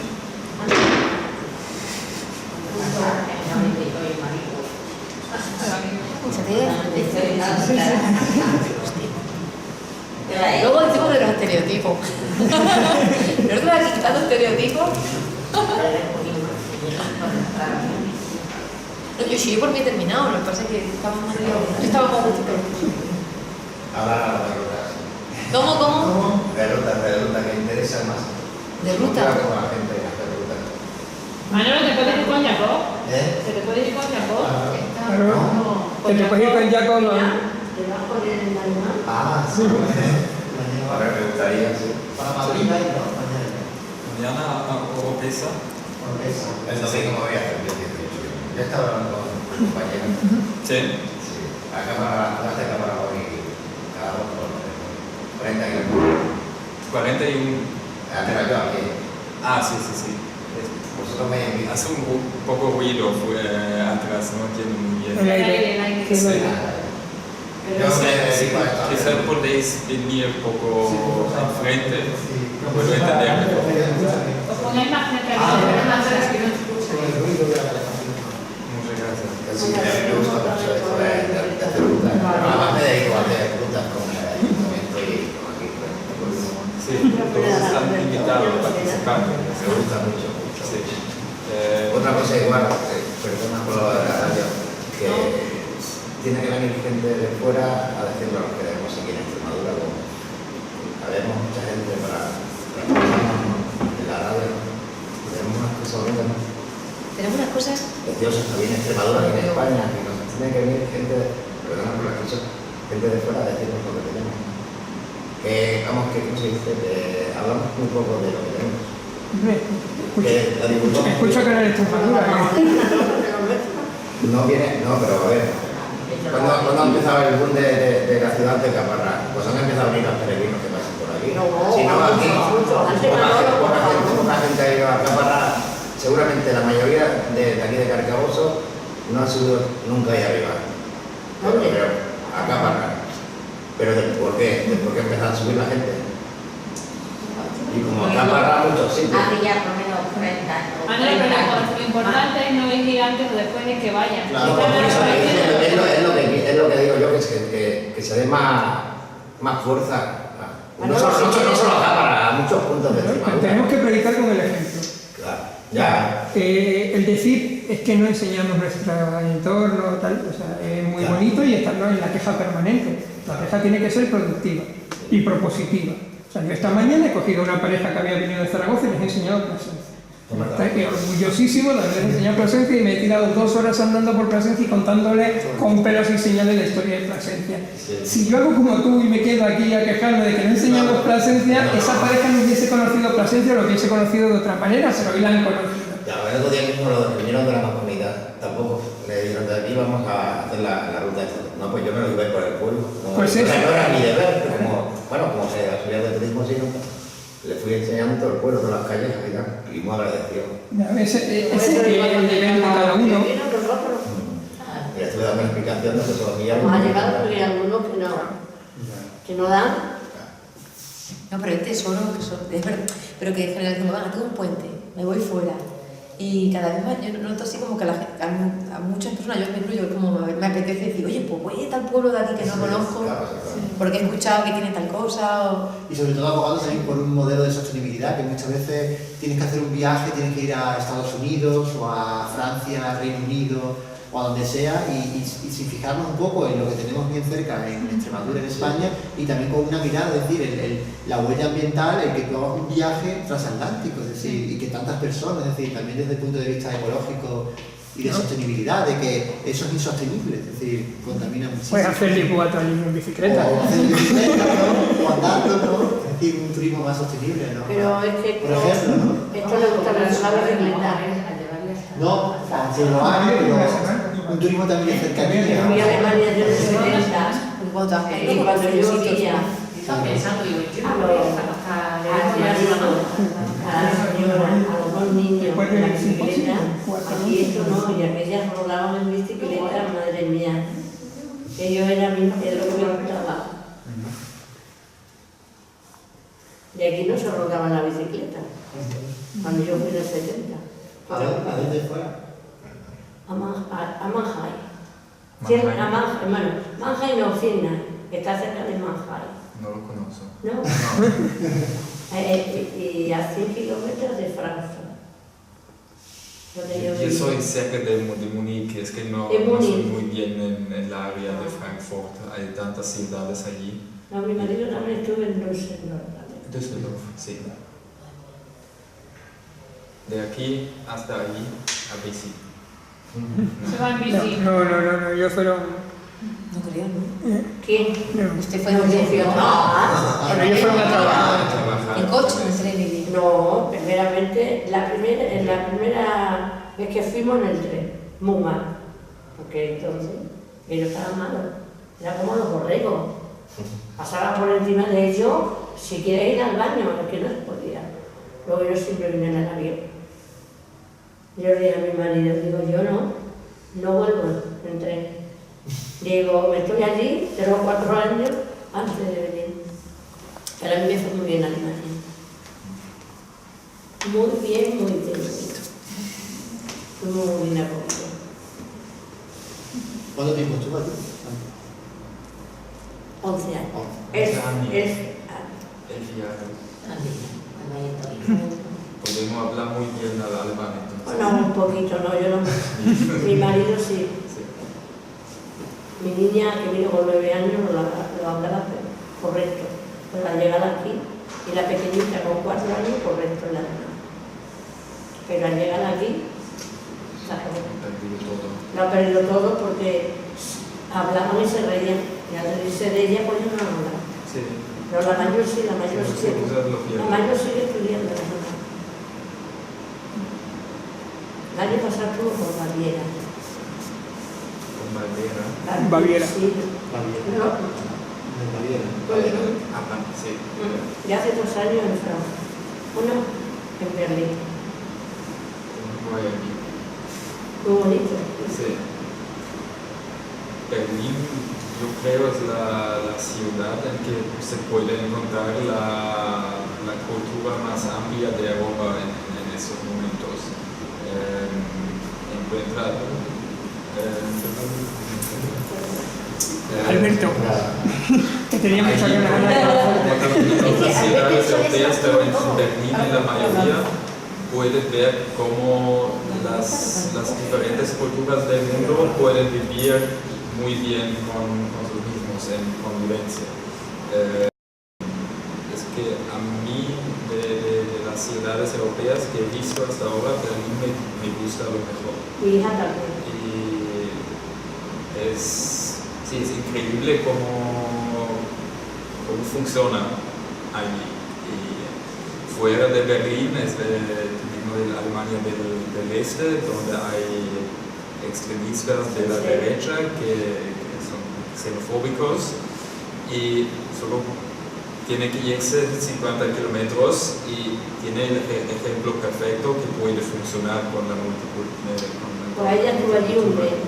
Lo que pasa es que, claro, ir de aquí a allí, no como de allí a aquí, que vale más barato. Sí. Aquí vale muy caro. Claro. Pero tú nos contaron que la memoria histórica aquí, hubo un profe, Alfonso Pemini, la historia hizo una comparativa de cómo la memoria histórica aquí, digamos, ha pasado así, nos hemos detenido poco, hemos mirado hacia otro lado, y que ponía el ejemplo de Alemania, como que la primera generación pasó página un poco para levantar el país, pero que a partir de la segunda generación se han intentado sanar muy bien las heridas, se ha hablado del tema, se ha verbalizado todo, es decir, le ponía el ejemplo como de buena gestión de la memoria histórica y de la recuperación de la memoria de quienes no habían sufrido. ¿Se habla con normalidad de toda aquella etapa? Depende, sí. Es que, en mi opinión, la recuperación de la historia alemana no fue tan buena, porque estamos hablando mucho de la historia y la escuela básicamente solo se trata de los años 40 hasta 45, 14 hasta 45, pues las dos guerras mundiales. Pero no se trata mucho de explicar cómo podía pasar eso, pero no debe pasar eso otra vez. Y es un dicho que estábamos hablando de eso antes, para una generación que no tiene conexión a la guerra, como la mía, ese dicho no funciona más, porque no tenemos la idea que dice nunca más la guerra. Y Entonces, no, por el momento no creo que es muy bien de mantener esta recuperación, este tratamiento de la historia, mantener diciendo o continuar diciendo nunca más la guerra. Claramente es algo muy bien decirlo, pero no crea emoción, y las emociones necesitamos crear en otro sentido, de otra manera.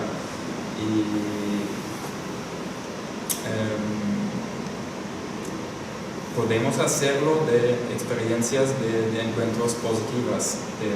Si la mente se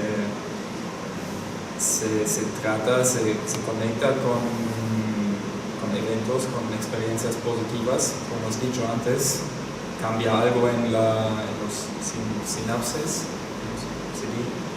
las conexiones entre las células del cerebro, algo se cambia.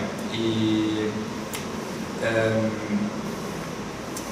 las emociones de la recuperación de la historia lo recibimos de vídeos, quizás. Si vemos un vídeo del campo de concentración, claramente pone emociones, pero también el ejemplo de la chica, de la animalista, si ella ve a un edificio donde matan los animales en producciones de masas, parece como un campo de concentración a ella y a muchas otras personas. Y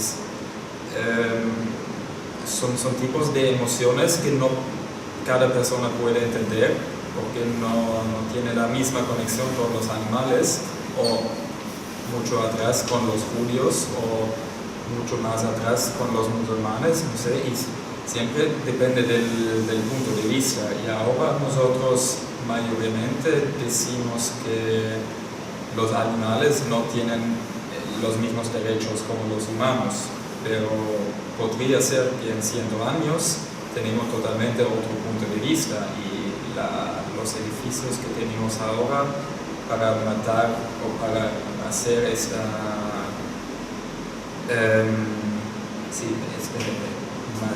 matar de masas, ¿sí dice así? Sí. Podría ser que referíamos a eso como referíamos hoy en día al matar de los judíos en la Segunda Guerra Mundial.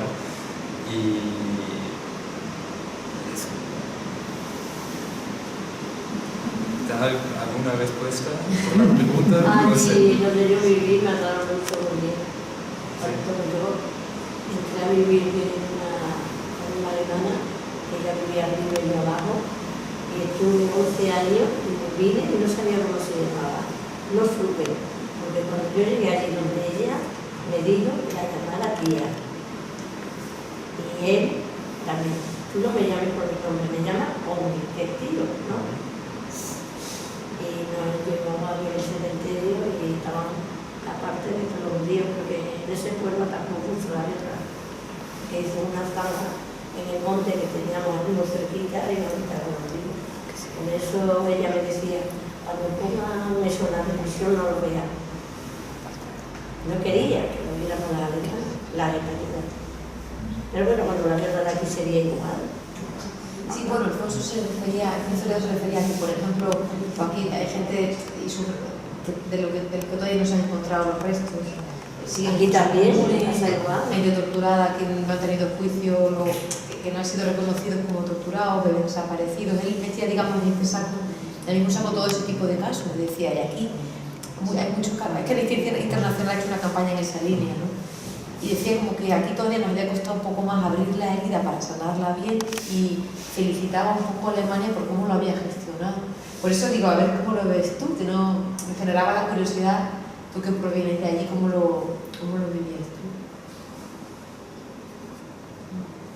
Pues mal, porque las alemanas vivían muy mal. Pues yo fui en el 70 y había muchos edificios grandes, todos estrellados, porque respetaron. Fueron los hospitales grandes que estaban en Manhattan, porque no conozco de esa parte, yo sé de Fue, que había unos hospitales grandísimos. Eso fue lo que respetaron cuando la guerra. Eso no nos lo contaban nosotros con la guerra. La alemana, que no supe cómo se llama nunca, porque no me dijo que la llamara y allí me la tenía que llamar al tío. Y al tío, pues bueno, vamos para allá. Tengo una alemana que nació allá. Yo es que creo que la falta de gestión en España, al final, por lo que cuenta Jacob, es la misma que la falta de gestión en Alemania, una falta de gestión educativa. Yo he estudiado EGB, después el instituto y la historia de España acababa en 1898. O sea, y era cíclico, y llegabas hasta 1898 y era como si en la guerra de Cuba hubiesen metido a los historiadores en un baúl y hubiesen desaparecido y al año siguiente empezabas otra vez de nuevo. Entonces yo creo que lo que dice Jacob, esa falta de conocer por qué sucedieron las cosas, nos significa que muy bien, que todos repudiemos la guerra civil porque sabemos que fue mala, que todos nos conmovamos emocionalmente ante una imagen de un campo de concentración porque sabemos que la Segunda Guerra Mundial fue mala, pero realmente no tenemos una experiencia educativa que nos cuente y nos narre el suceso de los hechos de una manera determinada para poder tener una experiencia general que sea capaz de posicionarse. Ha habido gente que sí, que después nos hemos preocupado de enterarnos más, de estudiar por nuestra cuenta, pero realmente esa gran mayoría hija de la burbuja inmobiliaria que dejó de estudiar en el instituto, en el colegio, realmente no ha tenido la inquietud de seguir estudiando o la capacidad de hacerlo en la universidad y tener acceso a otra información, no. O sea, gente, entonces, como podemos tirar que esa es una mayoría amplia ahora mismo de nuestra población, nosotros tenemos una brecha mucho más grande con el conocimiento de la guerra civil, de la memoria histórica, que la puede tener Alemania, porque a lo mejor Alemania no ha sufrido un efecto tan devastador en la educación como es la burbuja inmobiliaria en España.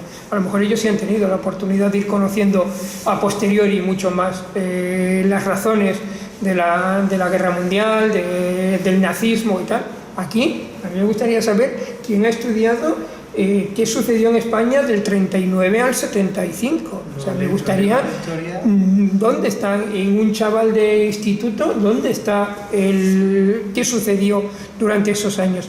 Pero es más, ¿qué sucedió del 31 al 36 para que se originase una guerra civil? O sea, ¿qué sucedió en la Segunda República? ¿Cómo se gestiona la Segunda República? Es que llegamos a la conciencia de que la Segunda República era mala porque eran rojos intentando hacer maldades. O sea, y dicen, no, pero si la Segunda República era una república democrática con elecciones en la que llegaba a gobernar la derecha igual que la izquierda, y sin embargo todo eso no lo tenemos, toda esa información nos falta. Entonces yo creo que la brecha educativa está muy forzada desde el propio sistema, de intentar, no, queremos taparlo, y no hay conocimiento, y ahora es muy difícil rescatar ese conocimiento, porque ahora vuelvo a lo que dice Jacob, ahora el que lo va a vivir y lo va a estudiar ahora, lo va a estudiar, pero no tiene un contacto directo. O sea, no hay alguien que te lo cuente de primera mano sin ser un abuelo cebolleta.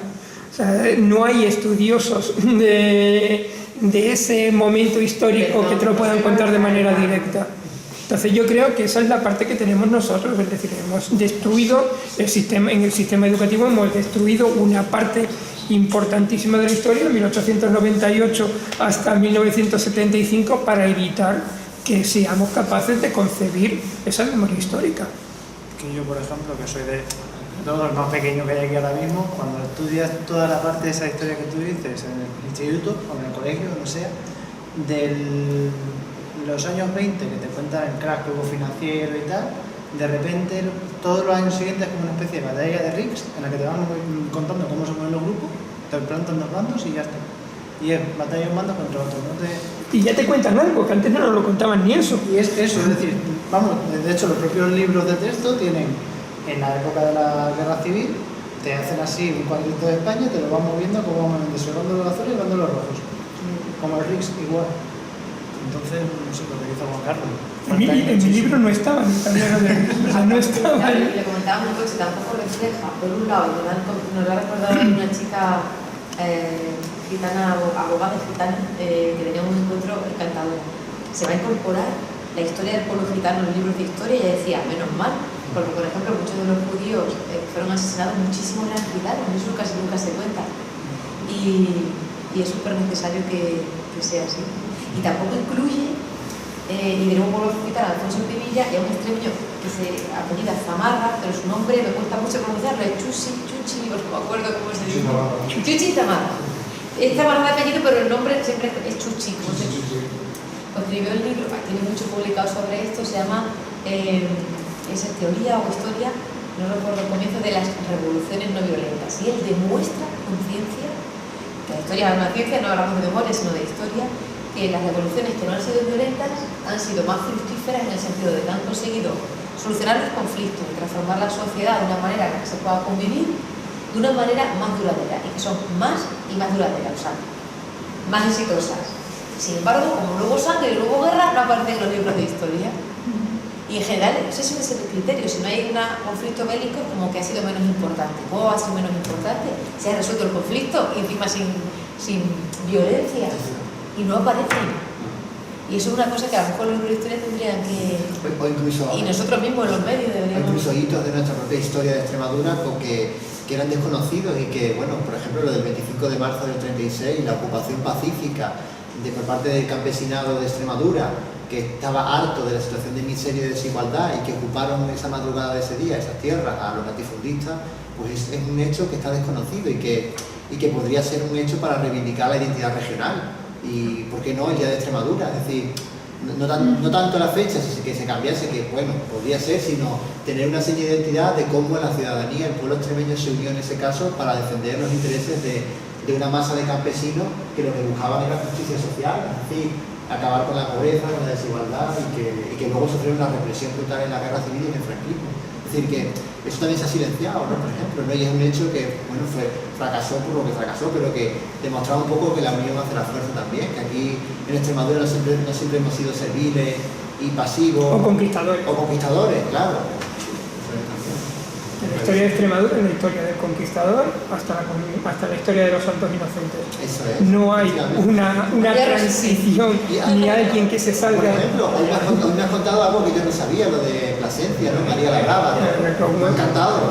Cuando se le da el título de muy benéfica a la ciudad de Plasencia, es porque Plasencia es la ciudad donde se para el tren de los militares que venían de la campaña de Cuba, de haber sido derrotados en la campaña de Cuba, entran por Vigo y van bajando en el tren por lo que era el tren de la Ruta de la Plata, y en todas las estaciones le cierran el paso porque creen se ha extendido el rumor de que vienen infectados por alguna enfermedad tropical y les van cerrando. Entonces en Plasencia lo que hacen es les cierran también la estación, las autoridades locales cierran también la estación, pero hay un movimiento vecinal dirigido por una mujer que para el tren a la salida de Plasencia, hacen bajar a los soldados, los acogen en sus casas, los alojan y se dan cuenta de que realmente no tenían ninguna enfermedad. Eso sucede en el año 1901, cuando están viniendo de la guerra de Cuba. Y cuando la regente María Cristina se entera de lo que ha sucedido y que se ha acogido de esa manera, a Plasencia se le otorga el tercer sello de su escudo. Plasencia era ya la muy noble y leal ciudad de Plasencia, que además esos dos partes llevaban cierto rintintín, porque el título de muy leal ciudad de Plasencia se le da pese a que a Plasencia se había posicionado del lado de Juana la Beltraneja en la guerra de sucesión a la muerte de Enrique IV, y se lo dan como en plan rintintín, como que ya los reyes católicos dicen: nosotros vamos a ser muy leales a la corona de los reyes católicos y lo voy a poner en vuestro escudo. Y sin embargo la regenta María Cristina le da el muy benéfica, que realmente sí reconoce un pasaje de la historia de Plasencia que no va con rintintín, sino que va con un mérito propio conseguido una vez más por las mujeres de un pueblo. La historia popular, la intrahistoria, ¿no? La historia de la gente sencilla, de a pie, que muchas veces es lo que se ha silenciado. Me gusta.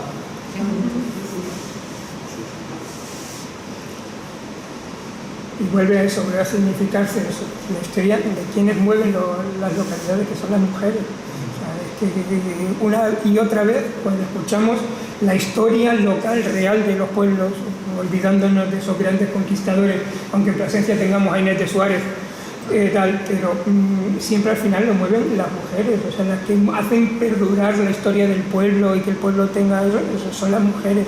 Y esa parte también la intentamos ocultar, porque como queremos que destaque el hombre en su carácter patriarcal, dominador y tal, destacamos a los grandes conquistadores en Extremadura y no nos damos cuenta de que el motor de todas las economías locales han sido las mujeres y nos empeñamos en intentarlo ocultar. Pero aquí también vino un judío, ¿no? ¿Cuándo vino aquí los judíos? A España. Los judíos estuvieron en España hasta el año 1492 en el que se les expulsa. Pero claro, los judíos han estado en España siempre. De hecho, se les expulsa a los judíos pobres, a los judíos que movían a los judíos que movían el dinero se los mantuvo. Se les dijo que se convirtieran, pero era de puertas afuera. De ahí viene toda la historia de las inscripciones que hay en las viviendas de eso, y muchas cosas de la historia de España, de irse a tomar morcilla y cosas de esas, de dónde viene. Casi todo el pueblo es podería. Pero yo pienso que cuando hay una guerra, lo mismo es más daño en un lado que en otro. Que en todos los sitios yo puedo hacer lo mismo. Víctimas en los dos bandos, claro, pero lo que pasa es que... Claro, un bando tiene que ganar. Claro, y silencia a las otras. Claro, eso hace justicia a unas víctimas, se reconocen unas víctimas y no las otras. Es un poco desagradable. Yo sé mucho de la guerra de aquí en España, pero es porque mi suegro la empezó en la terminó. Luego tuvo los italianos también. No sé, todos tenemos un trabajo. Y también son malas, como la de Alemania todas, son iguales. Por eso me cuesta tanto entender que con lo que nosotros hemos huido, porque todos tenemos algún familiar, algún vecino que nos cuenta que su abuelo huyó de la guerra y lo recibieron muy bien en otro país, pues que ahora a nosotros nos cueste tanto recibir a la gente que huye de la guerra, no lo conseguiré entender en la vida, es decir, siempre lo tenemos tan cercano que nos separan solamente dos generaciones de esa experiencia. Yo cuando pasó el tejero estaba en Alemania. Que vivió en Alemania, ¿verdad? Sí, cuando el tejero estaba en Alemania y resulta que vamos a ir aquella noche a donde trabajaba. Y dice, tú no sabes lo que hay en España. Dice, Abelardo, no sabes de verdad. Digo, que si a ti te llaman, tú tienes que ir. Y dice, sí. Digo, pues yo no. Yo me quedo en Alemania para toda la vida. Porque yo para ir a España, para que te maten o no maten, yo me quedo en Alemania que estoy tranquilita. Y dice, tu madre, digo, pues yo lo siento mucho. Mi madre, mi padre, mi hermano, pero yo no voy. Aquella noche nadie dormió en Alemania, allá yo qué sé, porque me ponían un poquito de... La noche de los transistores se llamó aquí, precisamente. Fue el amago del golpe, bueno, el golpe de Estado del 88, en el que no se sabía muy bien qué iba a pasar con la democracia, y mucha gente pasó la noche entera escuchando la radio a ver qué pasaba, ¿no? Estuve de tarde trabajando y digo, yo no voy, a ver que maten, cuando nos maten, estamos aquí. Y tu mamá, y tu papá, ni mi mamá, ni mi papá, yo no voy a que te maten a mis dos hijas y a ti. Y es que me gustaba mucho. Pues esa perspectiva no la había visto nunca. ¿Cómo se vivió desde la inmigración? No sería una cosa que buena recuperación del golpe, como había buena recuperación o disputas sobre el golpe en los medios, en la sociedad aquí, después del 81, y también ¿qué pensáis cómo fue el repensamiento de la cultura aquí? Cada año sale algo nuevo, ¿verdad? Quiero decir, que al principio se elogió mucho la gestión del rey, pero cada año salen documentos nuevos y ya no saben muy bien qué es. Fue instigado. Fue el golpe y nos han engañado, nos han dicho que esto es la democracia. Fue un autogolpe para ratificar y olvidarse de cuáles habían sido los paradigmas de la transición. Se establecen que los paradigmas de la transición van a ser, hacemos una transición más o menos rápida, en el que vamos instaurando la democracia poco a poco, porque había una serie de sectores, como era el militar y el eclesiástico, que tenían mucho poder durante la guerra civil y de repente ante una democracia lo iban a perder. Y cuando se plantea que el concordato con la Santa Sede caducaba en el 82, por ejemplo, y tal, justo previo a todo aquello, se hace un golpe de Estado y nos olvidamos de que el concordato con la Santa Sede caducaba en el 82 y nos dicen que la transición fue perfecta, pero nos olvidamos de todos aquellos acuerdos que iban a ir quitándole poder al poder militar, que le iban a ir quitando poder al poder eclesiástico y quedamos las cosas como estaban. O sea, yo creo que fue un golpe de Estado que estabilizó la situación que habían pactado para que todo el mundo estuviese de acuerdo y no generar más desconformidades, porque se paró la progresión realmente de la transición. Nos hicieron creer que era una transición y que venía de transitar cuando venía de transigir. Cuando venía de transición en España es de transigir, de tragarse las cosas y de comérselas. Hemos hablado de eso, del camino, del viaje para acá, de lo que tuvieron que tragar, por ejemplo, el Partido Comunista, ¿no? Las renuncias y que no fueron equitativas en un bando y en otro. Claro. Y las renuncias, por ejemplo, del PC para ser legalizado pues fueron bastante... Pero ni siquiera nos han engañado, ¿no? Porque consideramos que transición, eso, o sea, lo que hemos sido nosotros los que nos hemos autoengañado, que viene de transitar. No. El principio de transigir. Incluso el sirvió para ratificar al rey, porque la gente veía al rey como salvador. Gracias al rey tenemos democracia porque el rey se ha posicionado, cuando en realidad a lo mejor eso posiblemente estuvo pensado para que el rey se garantizase su...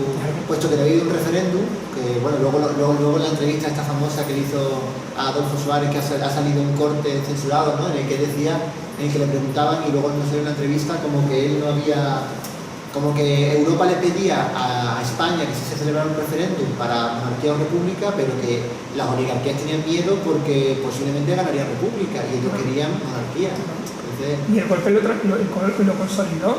Nadie volvió a plantearse la posibilidad de hacer un referéndum sobre la monarquía. Bueno, los movimientos republicanos de siempre, pero que eran minoritarios, anecdóticos y tal.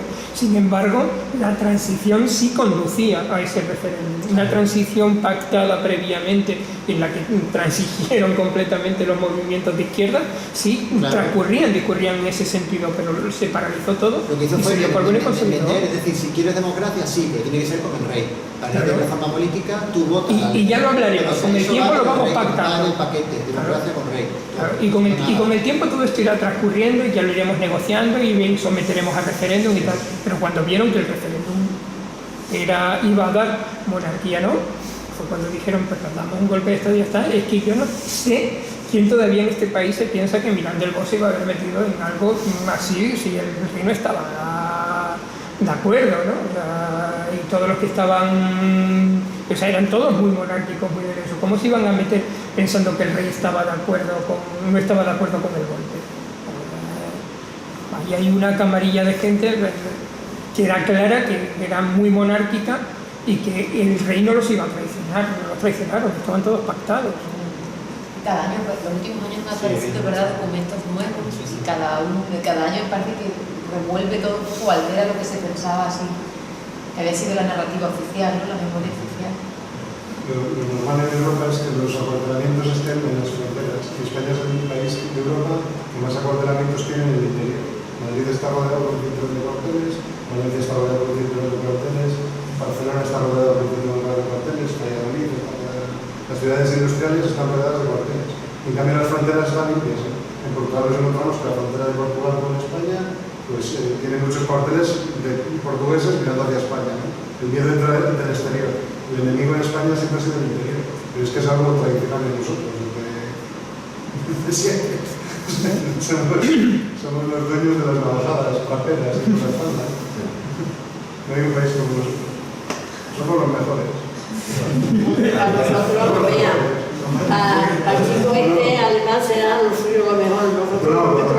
Los franceses dijeron, aquí no hace falta que les invadamos, ellos solo se van a matar si les damos un poquito de vidilla, se van a matar solos, no hace falta que estemos. No hace falta que la pistola llegue la tienda. Yo creo que la oportunidad de España fracasó con la ocupación francesa. Fue como la oportunidad de que España hubiera sido un país moderno y decidimos cantar viva las cadenas. Y a partir de ahí, pues siempre hemos tenido como los reyes han sido los más amados y cuantos más perversos han sido, como Fernando VII, ¿no? Y luego el resto, como Juan Carlos, que era el campechano, ¿no? Que resulta que es un puchero y un supermercado. Pero todo el mundo está encantado de él porque este es un campechano. La fantasía se torna verdad cuando los niños pueden jugar. Ese es el puente para pasar a la orilla de la risa y la felicidad. Pero hay niños que no tienen a su papá. Vive